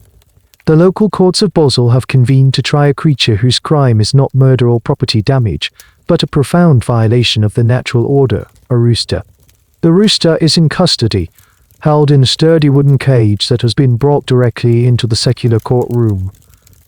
It is a large, handsome bird, its comb a brilliant red, its feathers a mix of black and green. It eyes the proceedings with a bewildered intensity. The people of Basel are not here for entertainment. They are here because they believe this rooster has committed an act of black magic. Its crime is simple, yet utterly terrifying to the medieval mind. The rooster laid an egg. You stare at the cage, then at the indictment being read by the clerk. The charge is contra naturam against nature and, more specifically, the charge of being an agent of the devil. For centuries, folklore across Europe held a chilling belief. A rooster that lays an egg is not just an oddity. That egg is the spawn of the devil. It is known as a cockatrice egg, and from it hatches a cockatrice, sometimes called a basilisk, a mythical serpent-like monster with the power to kill merely by looking at its victim. The cockatrice was the ultimate symbol of demonic inversion, a creature born of the unnatural union of a bird and a serpent, brought into existence by the rooster's act of gender betrayal. This is the mainstream historical fact of the day. The 1474 Basel rooster trial is one of the most widely cited examples of animal trials, due to the sheer absurdity and the deeply entrenched superstition surrounding the cockatrice myth. The prosecutor, armed with the full authority of the city council, lays out the evidence. He describes the finding of the egg, a small, unusually shaped thing, and the subsequent capture of the rooster. He calls forward a witness, a learned scholar or theologian, who testifies about the nature of the cockatrice, citing ancient texts and folk knowledge. The rooster, they argue, is not merely a bird. It is a servant of Satan who has deliberately engaged in this unnatural act to bring ruin and plague upon the city. The mood in the courtroom is not one of sorrow, as it was in the pig trial, but of profound, superstitious dread. People cross themselves, murmuring prayers. This is a case that touches their deepest fears of witchcraft and demonic influence. A defense attorney has, of course, been appointed for the rooster. You listen as he mounts his defense, struggling to find a rational argument against a crime rooted entirely in folklore and fear. He makes the philosophical argument about the lack of reason and moral will, arguing that the rooster could not possibly intend to bring forth a demonic entity. He argues that perhaps the bird is simply a victim of an unknown medical anomaly, a biological accident, not a supernatural conspiracy. The defense also introduces a curious, niche detail into the proceedings. He argues that if the rooster laid the egg, it must be considered female or at least hermaphroditic. And since the law clearly states that only male creatures can be accused of black magic, his client must be acquitted on a technicality. This argument, based on an obscure legal interpretation of gender and witchcraft, shows the sheer legal creativity deployed in these seemingly hopeless cases. The prosecution, however, counters with a chilling piece of physical evidence: the egg itself. The prosecutor presents the egg to the court, held carefully on a velvet cloth. It is small, but its very existence, they argue, proves the defendant's monstrous nature. The debate over the rooster's intent, gender, and spiritual culpability goes back and forth. But ultimately, the fear of the cockatrice, the fear of supernatural malice, is too strong. The magistrate delivers the verdict with solemnity. The rooster is found guilty of the crime of contrin, and of consorting with the devil. The sentence is severe. The rooster and its egg are to be publicly burned at the stake. This form of execution burning was typical for crimes involving heresy, witchcraft, and acts against God. It was a cleansing fire, intended to utterly purify the community from the taint of demonic influence. The execution is carried out the same day. The rooster and its egg are taken to the town square. The bird is placed on a pyre, and the fire is lit. The rooster's frantic squawks are quickly silenced by the roar of the flames, and the citizens watch, satisfied that they have successfully banished a terrifying supernatural threat from their midst. The entire process, from the discovery of a biological anomaly to a formal legal proceeding and public execution, took less than a week. The Basel rooster trial remains a stark reminder that these animal prosecutions were driven not just by legal formalism, but by a deep seated cultural belief in the active, malicious nature of the supernatural. The line between the criminal and the demonic was easily crossed, and when it was, the full, terrifying might of human law and religious ritual was brought to bear, even on a bewildered barnyard fowl. Historians still argue over whether the judges genuinely believed the bird was a demon agent, or if they were simply fulfilling a community requirement to provide a scapegoat for their widespread anxiety over witchcraft, which was rampant at the time. Regardless, the rooster's life ended as a footnote in a legal treatise, a victim of fear and a strange, old piece of folklore. You pull back from the intense heat of the rooster's pyre, scent of smoke and superstition still clinging to the air. As you reflect on the trials you've witnessed, the pig, the rats, the rooster, a curious pattern begins to emerge. In each case, the legal process, however strange, was scrupulously followed. There were arrests, indictments, defense attorneys, witness testimonies, and formal sentences, but there is one common element of medieval justice that has been conspicuously absent: torture. In the 14th, 15th, and 16th centuries, the use of torture to extract confessions from human defendants was a routine and legally sanctioned part of the judicial process in many parts of Europe. Instruments like the rack, the thumbscrew, and the strap-pod, they were not the tools of rogue sadists. They were official instruments of the court, used to obtain what was considered the queen of proofs, a confession. A trial could often not proceed to a guilty verdict without one. Humans accused of serious crimes were regularly subjected to horrific pain to make them admit their guilt. Yet, you realize with a start, The animals were not. The pig was not stretched on the rack to confess its murderous intent. The rooster was not subjected to the flames to admit its allegiance to Satan. This is one of a truly bizarre and counterintuitive facts about the whole phenomenon. In an age that routinely tortured people, they almost never tortured animals as part of a legal proceeding. Why this strange mercy? Why was a dumb beast spared a torment that a human being, made in God's own image, would have been forced to endure? The question has long fascinated legal historians, and the answer is a complex mix of theology, law, and a strange sort of pragmatic logic. The primary reason was rooted in the very legal fiction that allowed the trials to happen in the first place. The goal of torture was to obtain a confession, a verbal admission of guilt. Since an animal could not speak, it could not confess. To torture a pig in the hope that it would oink out a mea culpa was, even to the medieval mind, a step too far into absurdity. The entire purpose of the procedure was nullified by the nature of the defendant. A confession required language, and that was a barrier the law could not cross. Furthermore, the philosophical and theological arguments used to both prosecute and defend the animals played a role. The prosecution's case often rested on the idea that the animal's act was the crime. The pig's killing of the child was a self-evident public fact. It didn't require a confession to prove it. The defense, on the other hand, argued that the animal lacked the rational soul necessary to form a guilty mind. Torturing a creature to make it admit to an internal state of malice that it couldn't possibly possess was seen as logically incoherent. It would be like torturing a rock to make it confess it fell on purpose. This leads to a point of subtle but important academic debate. Some historians argue that this lack of torture is a sign of a flicker of compassion, a recognition, however faint, of the animal's innocence in the moral sense. They suggest that while the community needed the ritual of a trial and execution to restore order, they intuitively understood that the animal was not truly evil in the way a human heretic or murderer could be. The trial was a social necessity, because there was no genuine guilt to be uncovered. Other historians take a more cynical view. They argue that the absence of torture had nothing to do with mercy and everything to do with legal formalism.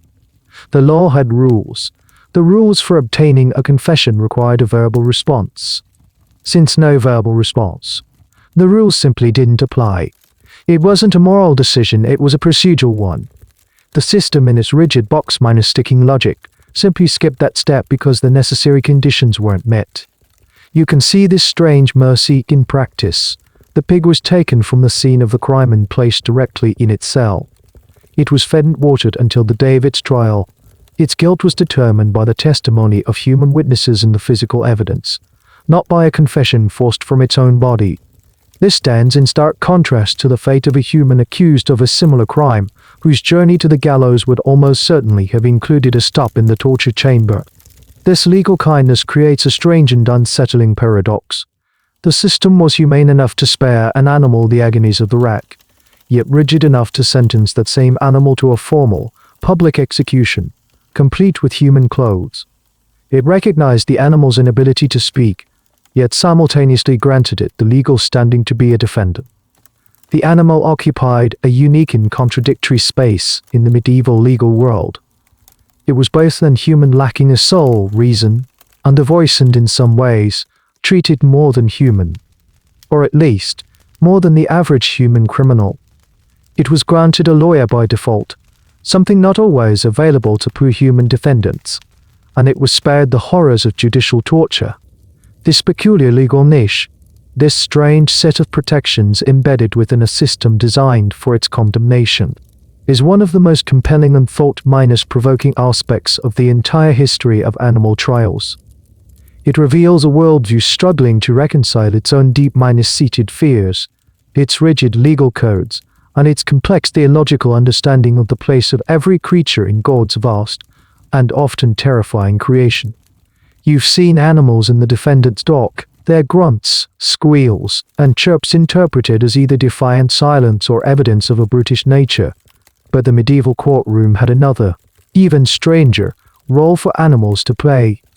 They were not always the accused. Sometimes they were the key witnesses. The scene shifts again. You are in a French courtroom in the late Middle Ages, but this time, the defendant is a human. A man stands accused of a murder, a crime committed in a secluded place with no human witnesses. The case against him is circumstantial weak. The magistrate is on the verge of dismissing the charges for lack of evidence. But the prosecutor has one final, shocking card to play. He asks the bailiff to bring in the star witness for the prosecution. The heavy courtroom doors swing open, and the bailiff leads in not a person, but an animal. Perhaps it's a dog, the loyal companion of the murder victim. Or maybe, in a more famous case, it is a rooster. The courtroom buzzes with confusion and excitement.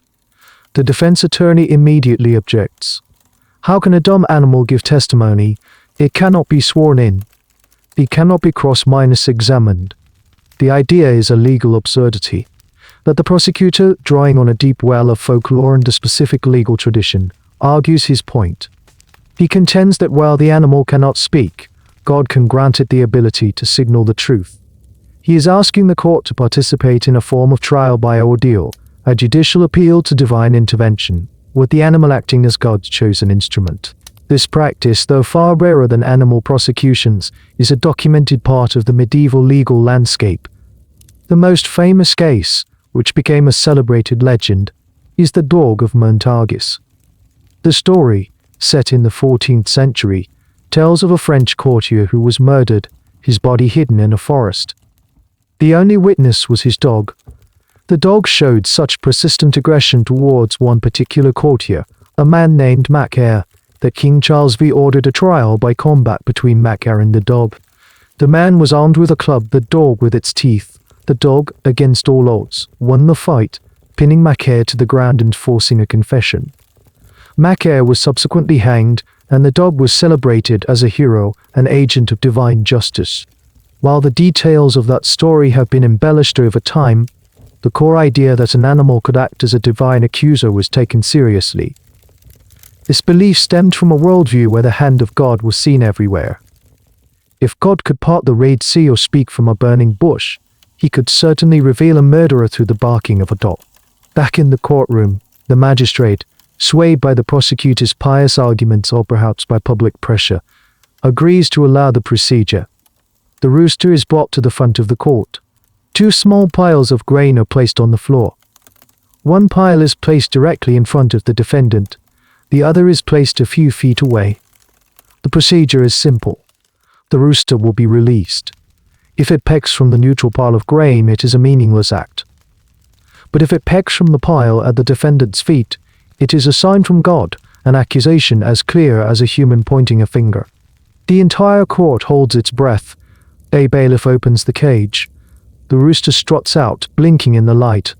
It looks around, clucking nervously. It sees the two piles of grain. For a moment that stretches into an eternity, it does nothing. Then it walks, slowly and deliberately, to the pile of grain at the accused man's feet and begins to peck. A collective gasp fills the room. The defendant's face goes pale. While this testimony would not, on its own, be enough for a conviction in most sophisticated courts, it would be entered into the record as a powerful piece of corroborating evidence, a sign of divine disfavor. The circumstantial case against the man is suddenly much, much stronger. It could be enough to convince a jury or a judge to send him to the torture chamber to extract a real confession. The use of animals as witnesses is a point of considerable academic debate. Many historians believe that the most famous stories, like the Dog of Montargis, are largely folkloric, legends that reflect a cultural belief rather than a common legal practice. However, court records do show instances of animals being brought into legal proceedings in ways that were not strictly prosecutorial. For example, in a practice known as the bare-minus right, a suspected murderer would be forced to touch the corpse of the victim. If the wounds began to bleed again, it was considered a sign of guilt. In some documented cases, the victim's domestic animals, like a dog or cat, were made to participate in this ritual alongside the human suspects. Their reaction to the body was observed unnoted as potential evidence. This all points to a legal system that was, at its heart, deeply superstitious. It was a hybrid system, caught between the emerging rationalism of Roman law and the older, more mystical traditions of trial by ordeal. The animal witness existed in this grey area. It was a legal long shot, a desperate measure for a desperate prosecution, but one that was considered possible because, in their world, the veil between the natural and the supernatural was thin, and the voice of God could speak through the most unlikely of messengers. The clucking of a rooster, in the right context, could become the word of the divine, with the power to condemn a man to death. The drama of the courtroom, with its divine roosters and condemned pigs, fades into the background. You find yourself in a quieter, more mundane setting, a clerk's office. The room is small, lit by a single tallow candle that casts flickering shadows on the stone walls. The air smells of ink, parchment, and the subtle, waxy scent of official seals. Before you, spread out a mint. It's not a dramatic testimony or a grim death sentence. It's not a dramatic testimony or a grim death sentence. Here, in the dry, meticulous columns of a medieval accountant's ledger, you discover the hidden, bureaucratic skeleton that supported the entire spectacular theater of an animal trial. Justice, especially this kind of elaborate, formal justice, was not cheap, and every penny of it was recorded. These surviving financial records are an absolute goldmine for historians. They lack the drama of the trial transcripts, but they provide indisputable, concrete evidence of how seriously these proceedings were taken. They show us that the trials were not just bizarre, carnivalesque events, but were fully integrated into the financial and administrative systems of the time. You lean closer to the flickering candlelight, your finger tracing the elegant, spiddery script. This particular document is the bill of costs for the trial and execution of a pig in the French town of Moise, Y-Le Temple in 1494. Each entry is a small, fascinating window into the practicalities of the affair. The first line item is for capture and transport to the jail, a small fee paid to the men who rope the animal and lead it away. And comes a series of entries that are both mundane and deeply surreal. For the prisoner's upkeep in the jail, one line reads, followed by a breakdown, so many sous for bread, so many for hay to serve as bedding. This pig, a convicted murderer in the eyes of the state, was receiving better care in its final days than many of the town's human poor. The jailer's salary for the duration of the pig's incarceration is also listed, a separate line item. Justice required a well-fed prisoner and a paid guard. Then you see a charge for a new rope. Not just any rope, the entry specifies, but a strong new rope for the execution. The old one, presumably, was not up to the task of hanging a creature of this size and strength. Every detail was considered, every necessary tool procured through official channels and at public expense. The most substantial fee on the list is for the executioner. This was a specialized, often unsavory job. The local blacksmith or butcher might not have been willing or able to perform the formal execution, so a professional was often summoned from the nearest large city. The entry details his fee, which often included not just the act of execution itself, but also his travel expenses, his meals, and even a new pair of gloves. There's a famous record from 1425 in Falaise where the executioner was paid not only his fee, but also given a new pair of gloves, that he might wash his hands of the affair. This small detail speaks volumes about the perceived gravity and spiritual taint of the work. But the expenses don't stop there. You see a charge from a carpenter for the construction of the gallows. There's a fee for the town crier who announced the sentence. In some cases, you even find a charge for the cart used to transport the condemned animal from the jail to the public square on its final journey. The entire process was broken down into a series of billable services, a grim project to be managed on did fall. Historians who study these documents debate their ultimate meaning. On one hand, the meticulous accounting demonstrates the complete normalization of the practice. It wasn't an ad hoc response to a crisis. It was a recognized, budgeted part of the judicial system. It was something the town council knew how to handle, who to hire, and how much to pay. The paperwork shows a system operating with a calm, bureaucratic efficiency that is almost more chilling than the execution itself. On the other hand, some scholars see a hint of anxiety in these detailed expense reports. By reducing the surreal act of executing a pig to a list of quantifiable expenses, were the town officials trying to make it more manageable, more rational? Was the paperwork a way of creating a buffer of normalcy around an inherently abnormal event? By focusing on the cost of the rope and the price of the pig's bread, they could perhaps avoid thinking too deeply about the philosophical implications of what they were actually doing. One of the most poignantly absurd details you can find in some of these records is a charge for the animal's final meal. Just as a human prisoner might be granted a last request, the animal was sometimes given a final, hearty feeding before being led to the gallows. It was the final act in treating the animal as a human minus like legal subject, a last formal kindness before the formal, final cruelty. You lean back from the desk, the candle flame dancing in your eyes. The story of the animal trials is not just written in the dramatic words of lawyers and judges, but in the quiet, methodical numbers of the clerks. These numbers tell a story of a society that took its strangest customs with the utmost seriousness. A society that believed the proper administration of justice, right down to the last S, right down to the last S so you paid for the hangman's gloves, was a sacred duty, regardless of the species of the condemned. Leaving the dusty ledgers of the clerk's office behind, you drift into a more rarefied atmosphere. You are in the heart of a great medieval university, perhaps the Sorbonne in Paris. The air is cool and smells of ancient stone and decaying books. Here, in the lecture halls and scriptory mess, the animal trials were not just a matter of public spectacle and bureaucratic expense. They were the subject of intense, sophisticated, and deeply serious intellectual debate. You are listening to two scholars, their dark robes blending into the shadows of the arched room. They are engaged in a dialectical argument, a formal back minus and minus forth of thesis, antithesis, antithesis, antithesis. And the question at the heart of their debate is the one that underpinned every single trial you have witnessed.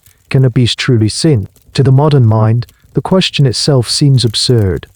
Sin requires moral awareness, a conscious choice between right and wrong. But to the medieval scholar, this was one of the most complex and pressing questions at the intersection of theology, philosophy, and law. The answer determined not only whether you could just eat a pig, but also how you understood the very nature of God's creation. The first scholar, a firm traditionalist, takes his stand on the side of animal culpability. His argument is built on a literal interpretation of the Bible and a view of the world as a great, hierarchical chain of being, with God at the top and every creature in its place below. The Holy Scripture is clear. He argues, citing the familiar passage from Exodus about the goring ox. God himself commanded that the beast that kills should be killed. Who are we to question a divine edict? The law was given, and it must be followed. He goes further, drawing on the story of the Garden of Eden. It was the serpent, a beast, that was the instrument of mankind's fall. Was the serpent not punished? Was it not cursed by God to crawl upon its belly and eat dust for all its days? This was a divine trial and a divine sentence passed upon an animal. If God can hold a beast accountable, then surely our humble human courts, which derive their authority from God, can and must do the same. This viewpoint saw animals as active participants in the great cosmic drama of salvation and damnation. They might not have rational souls like humans, but they were not mere automatons. They were believed to have simpler souls, capable of basic emotions like anger, loyalty, and even a kind of rudimentary moral sense. In this view, when a pig killed a child, it was not just an accident, it was a transgression, a violation of its God-given role as a peaceful, domestic creature subservient to man. The trial was therefore a necessary tool to correct this moral imbalance. The second scholar, a proponent of a more philosophical, Aristotelian Christianity championed by thinkers like Thomas Aquinas, offers a powerful rebuttal. My learned friend quotes scripture, he begins, his voice calm and reasoned, but he neglects the vital distinction made by the great theologians between action and intent. The serpent was cursed not because it sinned in a human sense, but because it had become an instrument of Satan. It was punished as a symbol, a vessel of evil, not as a moral agent. He leans forward, his argument building. To sin, he insists, is to knowingly and willfully turn away from God's law. This requires ratio, reason, and volontas, free will. As St. Thomas has so brilliantly taught us, these are the faculties of the rational soul which God has granted to man alone, abstracts from instinct, from what we call its sensitive appetite. It cannot reason about the moral quality of its actions. Therefore, you cannot sin. To speak of a guilty pig is a contradiction in terms, a category error. This was the intellectual heavyweight argument against the trials. It was logical, systematic, and theologically sophisticated. In this view, executing a pig for murder was as irrational as flogging the sea for a shipwreck, as the ancient Persian king Xerxes was said to have done. It was a projection of human legal and moral categories onto a creature that existed entirely outside of them. This great debate raged for centuries, and you can see its echoes in the arguments made by the defense attorneys in the actual courtrooms. The lawyers for the animals were clearly educated men, while minus versed in the arguments of Aquinas and other scholastic philosophers. Their entire defense was often a condensed version of the second scholar's position.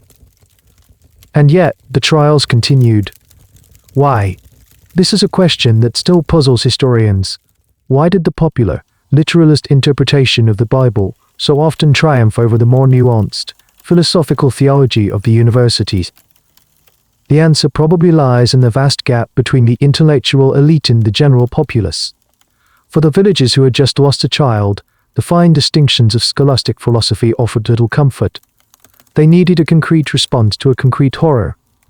The idea of a sinful, punishable animal provided a satisfactory, direct, and emotionally resonant explanation for what had happened. It was a simpler, more powerful story. The trial and execution were a public ritual that validated this story, restoring a sense of justice and order to their shattered world, regardless of what the professors in Paris had to say about the sensitive appetite. You watch the two scholars argue late into the night. Their debate a beautiful, complex dance of logic and faith. They will never fully agree. Their unresolved argument perfectly mirrors the central paradox of the animal trials themselves, a practice that was intellectually questionable, yet socially indispensable, a legal absurdity that fulfilled a deep and powerful human need. You step out of the rarefied air of the university debate and back into the muddy, pragmatic world of the medieval village. The intellectual arguments about animal souls and divine justice feel a world away from the immediate, earthy reality of everyday life. And it's here, in the taverns, in the marketplaces, and around the communal hearths, that you begin to hear another side of the story. Amidst all the solemnity, the legal procedure, and the theological weight, you start to hear whispers of common sense. You begin to encounter the voices of ordinary medieval people who, even at the time, thought the entire practice of putting animals on trial was utterly ridiculous. It's a common misconception that people in the Middle Ages were universally superstitious and uncritical. While faith and tradition were powerful forces, human nature hasn't changed that much. There were always skeptics, satirists, and people with a healthy dose of what we would now call common sense. Their voices are harder to find in the historical record, which was largely written by the educated clerical and legal elite who administered the trials, but the evidence of their dissent is there, if you know where to look. You find yourself in a crowded, smoky tavern, the only place where men and women can speak with a degree of freedom. A group of farmers are gathered around a rough hewn table, drinking ale from earthenware mugs. They are talking about the recent execution of the pig. While some speak of it with a grim satisfaction, as a just and necessary act, one old farmer, with a face like a weathered apple, lets out a snort of derision. Justice, he scoffs, wiping foam from his lip. They spent more on the hangman's gloves than that pig was worth in 3 lifetimes. My grandfather would have dealt with it with a sharp knife and a prayer for the child's soul, not a lawyer and a gallows. A pig is a pig. It does what a pig does. End of story. Another man nods in agreement. And the cost. The whole village has to pay the tax for the trial. For what? To watch a pig swing from a rope. We could have salted the meat and fed the pool for a month. Instead, we pay a lawyer to talk to it and a jailer to feed it better than my own children eat. This sentiment that the trials were a colossal waste of time and money was a common undercurrent of complaint. The meticulous expense reports you saw earlier were not just for the benefit of the magistrate. There were public records, and the community had to foot the bill. For many practical minus-minded people, the economic absurdity of the trials was their most offensive feature. But the skepticism went deeper than just money. You see it in the form of satire, which was a popular, if risky, from a social commentary. You might see a troupe of traveling players in a marketplace performing a crude, comical play. In it, a bumbling lawyer passionately defends a chicken accused of stealing grain, using a series of ludicrous, high-flown arguments while the judge, a drunken fool, struggles to stay awake. The audience rolls with laughter. They understand the parody because it reflects a genuine absurdity they see in the world around them. Literary works of the period also contain hints of this skepticism. The great French satirist Rabelais, in his classic work Gargantua and Pantagruel, includes scenes that mock the legal system, and many scholars believe his depiction of Bartholomew Charles, Neen ein chasse I genie in the book and his defense of the rats was a deliberate, though affectionate jab at the silliness of the practice. Even the lawyers and judges themselves sometimes betrayed a sense of the ridiculousness of it all.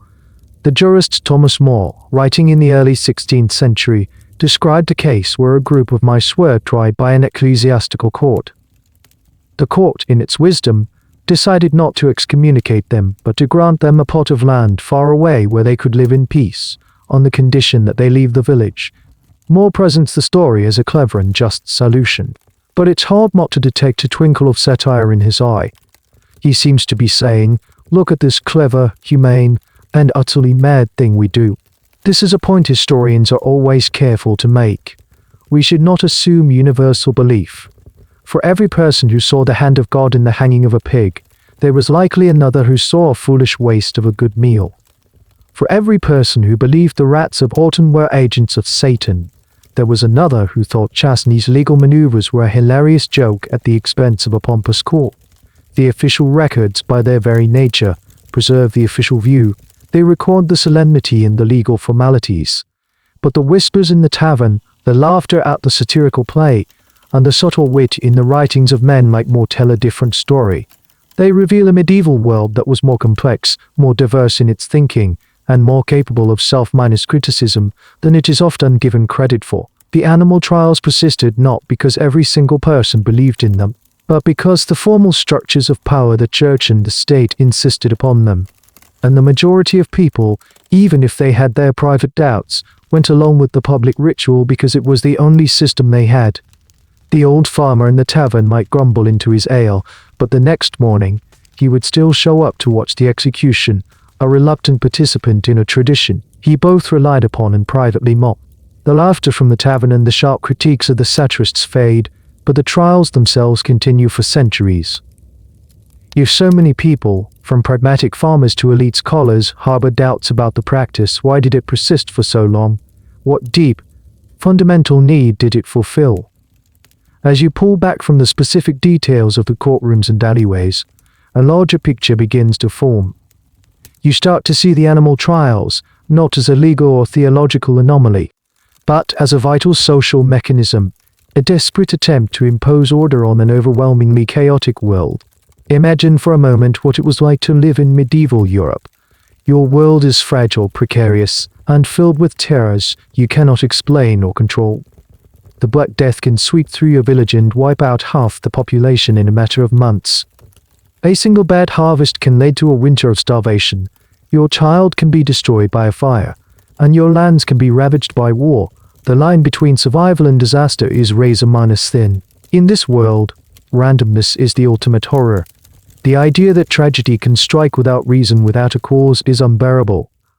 And so, you build systems of meaning to fight back against the chaos. You see the hand of God, or the hand of the devil, in everything. A plague is not a random biological event. It is a divine punishment for your sins. A crop failure is not the result of bad weather. It is a test of your faith. And the violent, unpredictable acts, and the violent. The bull that gores a farmer, the pig that kills a child, the swarm of locusts that devours a field cannot be meaningless accidents. They must be incorporated into this moral framework. They must be crimes. This is the deeper psychological truth that historians believe lies at the heart of the animal trials. The trials were a powerful, communal ritual for transforming chaos into order. They took a terrifying random event and forced it into a neat, understandable narrative of crime, justice, and resolution. Think back to the pig trial. The sudden, violent death of an infant is a parent's worst nightmare. It is a senseless tragedy that threatens to shatter the community's sense of safety and meaning. What does the trial do? It immediately provides a framework. The event is no longer a random accident. It is now a murder. The pig is no longer just a pig. It is a culprit. The community's grief and rage are no longer formless emotions. They are channeled into the formal, predictable process of the law. The arrest, the imprisonment, the witness testimony, the verdict, the execution. Each step is a ritual action that reasserts human control over a situation that was, by its nature, uncontrollable. The execution itself is the final, powerful act in this drama. By publicly destroying the criminal, the community symbolically purges itself of the crime. They are not just killing a pig, they are killing the chaos it represents. They are making a public declaration that their world is not governed by random violence, but by moral order and divine law. It is a way of collectively looking into the abyss of a meaningless universe and saying, "No, there are rules here, even for you." The ecclesiastical trials against pests served the same function on a grander scale. A plague of rats or a swarm of weevils was a slow-motion disaster, a terrifying spectacle of nature running amok, threatening the very survival of the community. The trial and excommunication were a way to confront that faceless, overwhelming force. By naming the pests as defendants, by appointing a lawyer for them, by reading a formal injunction against them, the church was symbolically shrinking the problem down to a manageable, human scale. They were taking an ecological crisis and turning it into a legal dispute. This ritual may not have gotten rid of the insects, but it gave the people a sense of agency. It gave them something to do. It was a way of fighting back with the most powerful tools they had: words, rituals, and the authority of God. Whether this was a conscious strategy or an unconscious collective coping mechanism is a subject of endless historical debate. Did the magistrates and bishops know they were engaging in a form of social therapy, or did they genuinely believe they were administering justice to sinful beasts? The answer is likely a complex mix of both. The system worked precisely because most of the people involved believed in its literal truth, while it simultaneously fulfilled this deeper, unstated psychological need. You see it now. The gallows in the square, the lawyer arguing for the rats, the rooster burning on the pyre, they are all monuments to a profound human need for order. They are the desperate, ingenious, and ultimately tragic attempts of a fragile society to draw a firm, rational line around the wildness of the world, to build a courthouse in the middle of a dark and frightening forest. The trials were absurd, yes, but the fear they were designed to combat was very, very real. The world of the animal trials, with its deep seated belief in a morally charged universe, could not last forever. As you drift forward in time, leaving the 16th century behind and entering the 17th, you feel a profound shift in the intellectual climate of Europe. The air becomes clearer, sharper, less mystical. The flickering candlelight of the medieval scriptorium is being replaced by the bright, analytical glare of the Age of Reason. And it is this new way of thinking that will ultimately dismantle the entire legal and philosophical framework upon which the animal trials were built. You find yourself in a different kind of study. It is not a dusty book-lined cell in a monastery, but the clean, well-lit laboratory of a philosopher. Sunlight streams through a large glass window, illuminating anatomical charts on the wall and strange brass instruments on a table. And at the center of it all is a man who, more than any other, will provide the intellectual ammunition to end the practice of animal trials. Descartes, the French philosopher, mathematician, and scientist, is a pivotal figure in the history of Western thought. And his views on animals were as revolutionary as they were, to a modern sensibility, chilling. You listen as he explains his philosophy to a group of rat students. He speaks of a fundamental split in the universe between two kinds of substances: mind, the thinking, spiritual substance, and matter, the unthinking, physical substance. Humans, Descartes argues, are a unique combination of both. We have a physical body, but we also possess a rational soul, a mind, which is the source of our consciousness, our reason, our language, and our free will. This he called res cogite ens, the thinking thing. Animals, on the other hand, are pure matter. They are res extensa, extended things. According to Descartes, they have no mind, no soul, no consciousness, no feelings. They are simply complex biological machines, intricate automata made of flesh and bone. When a dog yelps in pain, he explains, it is no different from a clock chiming when it is struck. It is a mechanical reflex, not an expression of subjective suffering. This radical idea, known as the animal-machine doctrine, spread like wildfire through the intellectual circles of Europe. It was elegant, rational, and it fit perfectly with the new mechanical model of the universe that scientists like Newton were developing. It swept away centuries of folklore and theology that had granted animals a place, however humble, within the moral and spiritual landscape. The implications for the animal trials were devastating. If an animal is just a machine, a complex win-minus-up toy, then the entire concept of trying it for a crime becomes not just wrong, but nonsensical. You cannot put a machine on trial. A clock that is running slow is not guilty of a crime. It is simply broken. It is a malfunctioning automaton. The act has a cause, but it has no meaning. The ideas of Descartes and other Enlightenment thinkers filtered down from the universities and into the courts. A new generation of lawyers and judges, trained in this new, mechanistic worldview, began to see the old traditions as embarrassing, superstitious relics of a darker, more ignorant age. You can see the shift in the courtroom arguments. A defense attorney in the 18th century would no longer need to quote Thomas Aquinas on the nature of the sensitive appetite. Instead, he would simply argue that his client, be it a horse or a bull, was an unthinking brute, an automaton incapable of forming the intent necessary for a crime. The argument was no longer theological, it was biological and philosophical. The animal was acquitted not because it was morally innocent, but because it was an moral entity altogether. It couldn't be guilty for the same reason a rock couldn't be guilty. This new thinking also explained away the actions of pests. A swarm of locusts was not an army of Satan sent to test the faithful. It was a biological phenomenon, an infestation to be dealt with through scientific means, pesticides, better farming techniques, not through excommunication.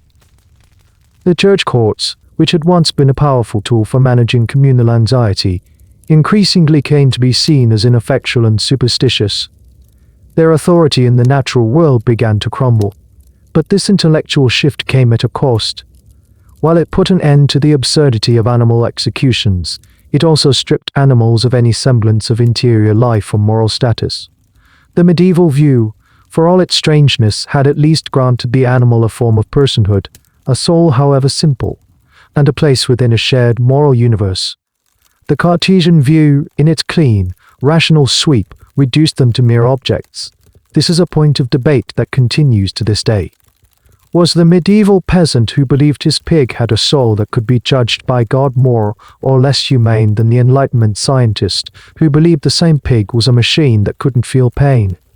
As the 17th century turns into the 18th, you can feel the old world dying. The belief in a divinely animated, morally coherent nature is being replaced by a colder, more detached, scientific understanding. The philosopher and his new definition of the animal as a mere machine has done what centuries of common-sense grumbling could not. He has provided the intellectual framework that will bring the curtain down on one of the strangest chapters in legal history. The courthouses will soon fall silent. The bright, cold light of the Enlightenment continues to spread, casting long shadows over the old traditions. The ideas of Descartes and his contemporaries have taken root, and the world is being systematically disenchanted. The belief in a moral, animate nature is receding, replaced by a universe seen as a vast, impersonal machine governed by physical laws. In this new world, the animal trial begins to look less like a solemn legal procedure and more like a foolish folk tale. You are now a traveler moving through 18th century Europe, and you can see the practice of trying animals is in its twilight years. It hasn't vanished overnight. Old habits die hard, especially in rural, isolated communities that are lost to be touched by the new intellectual trends emanating from the cities. But the trials that do occur are becoming rarer, and they are often viewed with a new sense of embarrassment or nostalgic curiosity. You might find yourself in a small French village in the 1742 where a cow has been put on trial for goring a man. The forms of the old ritual are still there. The magistrate presides, a lawyer is appointed, witnesses are heard. But the spirit is gone. The proceedings have a hollow, performative quality. The judge seems to be going through the motions, upholding a tradition he is bound by law to follow. But his heart isn't in it. The prosecutor's arguments about the beast's malicious will sound thin and unconvincing in this new age. The defense attorney's arguments about the cow being a mere brute, an unthinking creature of instinct, are now far more persuasive to the court. More often than not, the animal is now acquitted. The last officially recorded animal trials provide a fascinating glimpse into a tradition in its death throes. One of the last documented cases of an animal being sentenced to death in France occurred in 1740, when the aforementioned cow was found guilty and executed, but after this the records of capital punishment for animals in France, once the heartland of the practice, simply stop. The legal system had evolved. The crime was no longer the animal's, it was the owner's negligence. This was a monumental shift, a final, decisive separation of animals from the world of human legal and moral responsibility. The ecclesiastical trials against pests lingered for a little longer, their ritual power proving more resilient. You might witness one of the last great trials against locusts or caterpillars in Spain or Italy in the mid-to-late 18th century. The priests still read the warnings, the lawyers still make their clever arguments. But the proceedings are often met with a new skepticism from the populace. The farmers who once placed all their hope in the power of the church's curse are now more likely to be experimenting with new, more scientific methods of pest control they read about in agricultural pamphlets.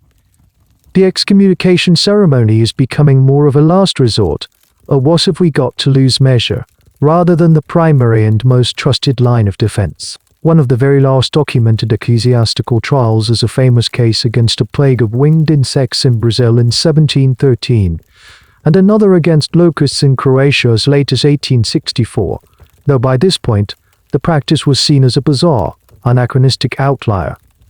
Why did the practice finally die out completely? The philosophical shift started by Descartes was the primary cause, but there were other, more practical factors. The rise of centralized states with more powerful, standardized legal systems played a huge role.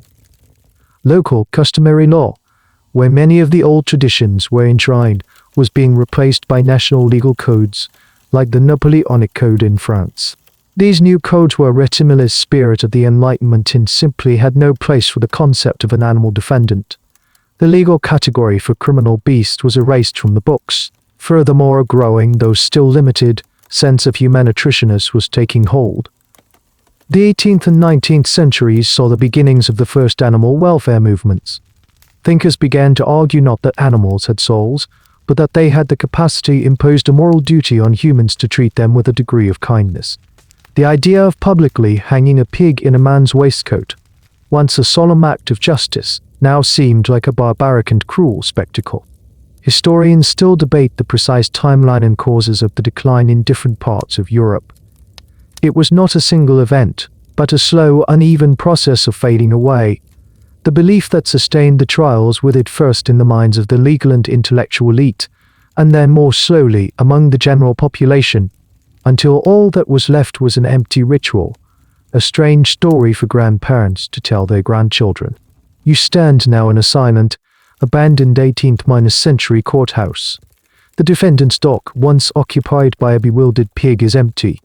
The lawyers' benches are covered in a thick layer of dust. The strange centuries-long chapter of the animal on the witness stand has finally, quietly, come to a close. The world has become, for better or worse, a more rational, more predictable, and perhaps a little less magical place. The dust settles in the abandoned 18th-century courthouse. The world that believed in the guilt of pigs and the legal standing of rats feels impossibly distant, a half-forgotten dream. It's easy to look back on this history with a sense of detached amusement, to see it as a bizarre, dead-end street in the long journey of human law. But as you stand in the silence, you begin to notice faint echoes, subtle resonances of these ancient practices in the very fabric of our modern world. The animal trials may be over, but the fundamental questions they raised have never really gone away. The most direct and obvious legacy lies in the field of animal rights and animal law. While we no longer put animals on trial as criminals, we have, in a strange inversion, brought them back into the courtroom as victims and plaintiffs. Today, legal battles are fought on behalf of animals. Animal welfare organizations sue factory farms over inhumane conditions. Activist groups file lawsuits seeking to grant legal personhood to chimpanzees or elephants, arguing they possess a level of consciousness that deserves legal protection. Think about it. A modern lawyer standing before a judge, arguing that a chimpanzee named Tommy has the right to be released from a cage, is not so far removed from Bartholomew Chasney standing before a bishop, arguing that the rats of Orton have a right to safe passage. In both cases, a human lawyer is attempting to extend a human legal concept, be it personhood or the right to appear in court, to a non-minus human creature. The medieval jurist and the modern animal rights attorney are grappling with the same fundamental question: what is the legal status of an animal? Where do we draw the line between a thing that can be owned and a being that can have rights? The old theological debates about whether animals have souls have been replaced by modern scientific and philosophical debates about whether they have consciousness, self-awareness, and the capacity to suffer.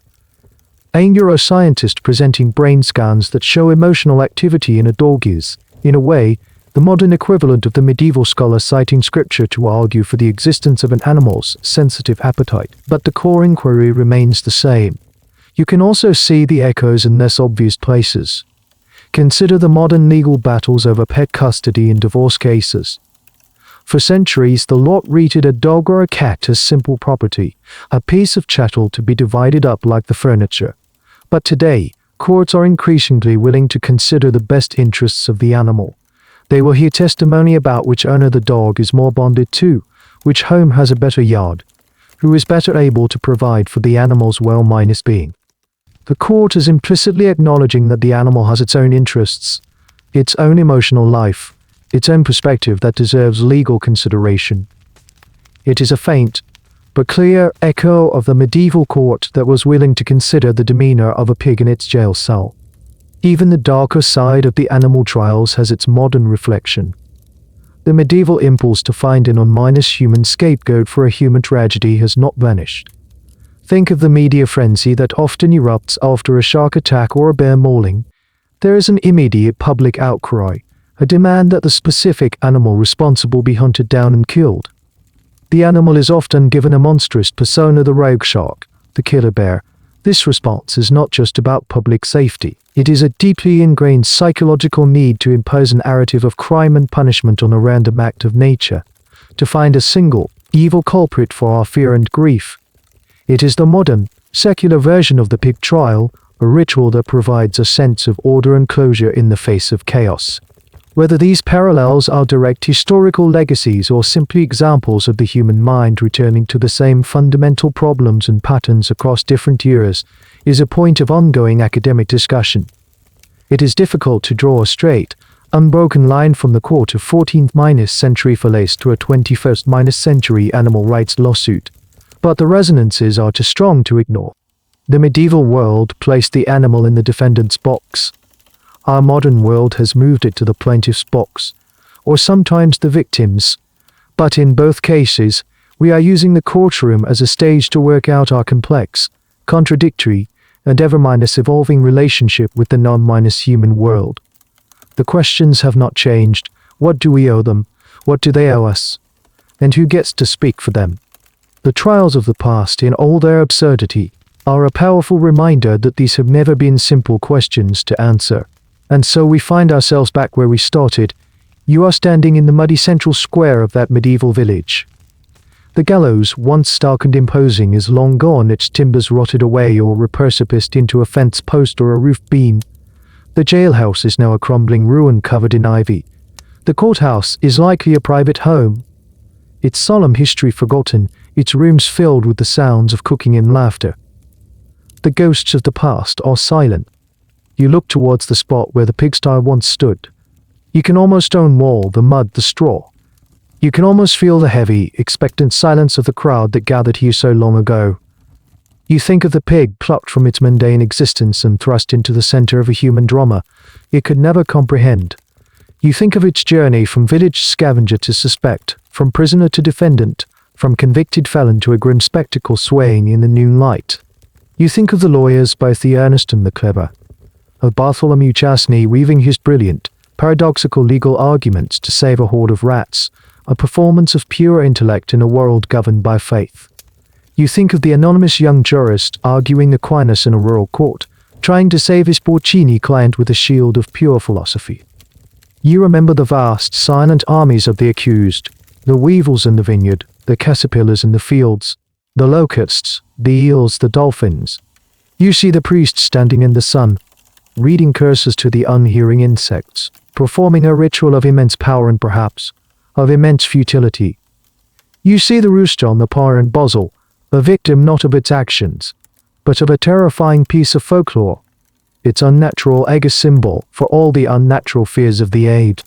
This entire chapter of history feels like a strange collective dream. It was a time when the world was enchanted, when the boundaries we now take for granted between human and animal, reason and faith, law and magic were fluid and permeable. It was a world where a legal summons could be nailed to a tree at the entrance to a forest, addressed to the beetles within. A world where a court could seriously debate whether the local cats constituted a legal impediment to justice for the local rats. A world that sought to combat the chaos of nature with the intricate order of a legal filing. Looking back from the vantage point of our own time, it is easy to dismiss it all as the folly of a superstitious and unenlightened past. But to do so is to miss the profound humanity at the heart of the story. The animal trials in all their absurdity were a product of a deep and universal human need, the need for meaning. The need to believe that the universe is not a random, indifferent place, but a coherent story, a moral drama in which even the smallest creatures have a part to play. These trials were a mirror. In the stoic face of a pig in the dock, medieval society saw a reflection of its own ideas about sin, justice, and redemption. In the destructive swarms of insects, they saw a reflection of their own deep anxieties about chaos and divine wrath. They prosecuted animals not because they were cruel or stupid, but because they were desperately trying to make sense of a world that often made no sense at all. They were trying to impose a human story onto a non-human world. And as you stand here in the silent, empty square, you realize that perhaps we are not so different. Our tools have changed, our language is more scientific, but the impulse remains. We still look for order in chaos, for blame in tragedy, for justice in a world that often seems to offer none. The empty courthouse is not just a relic of the past. It is a quiet, enduring monument to a struggle that is, and always will be deeply human. The story of the animal trials is, in the end, a story about us. And now, as our long journey through this strange and winding path of history comes to a gentle close, you can feel the story begin to dissolve.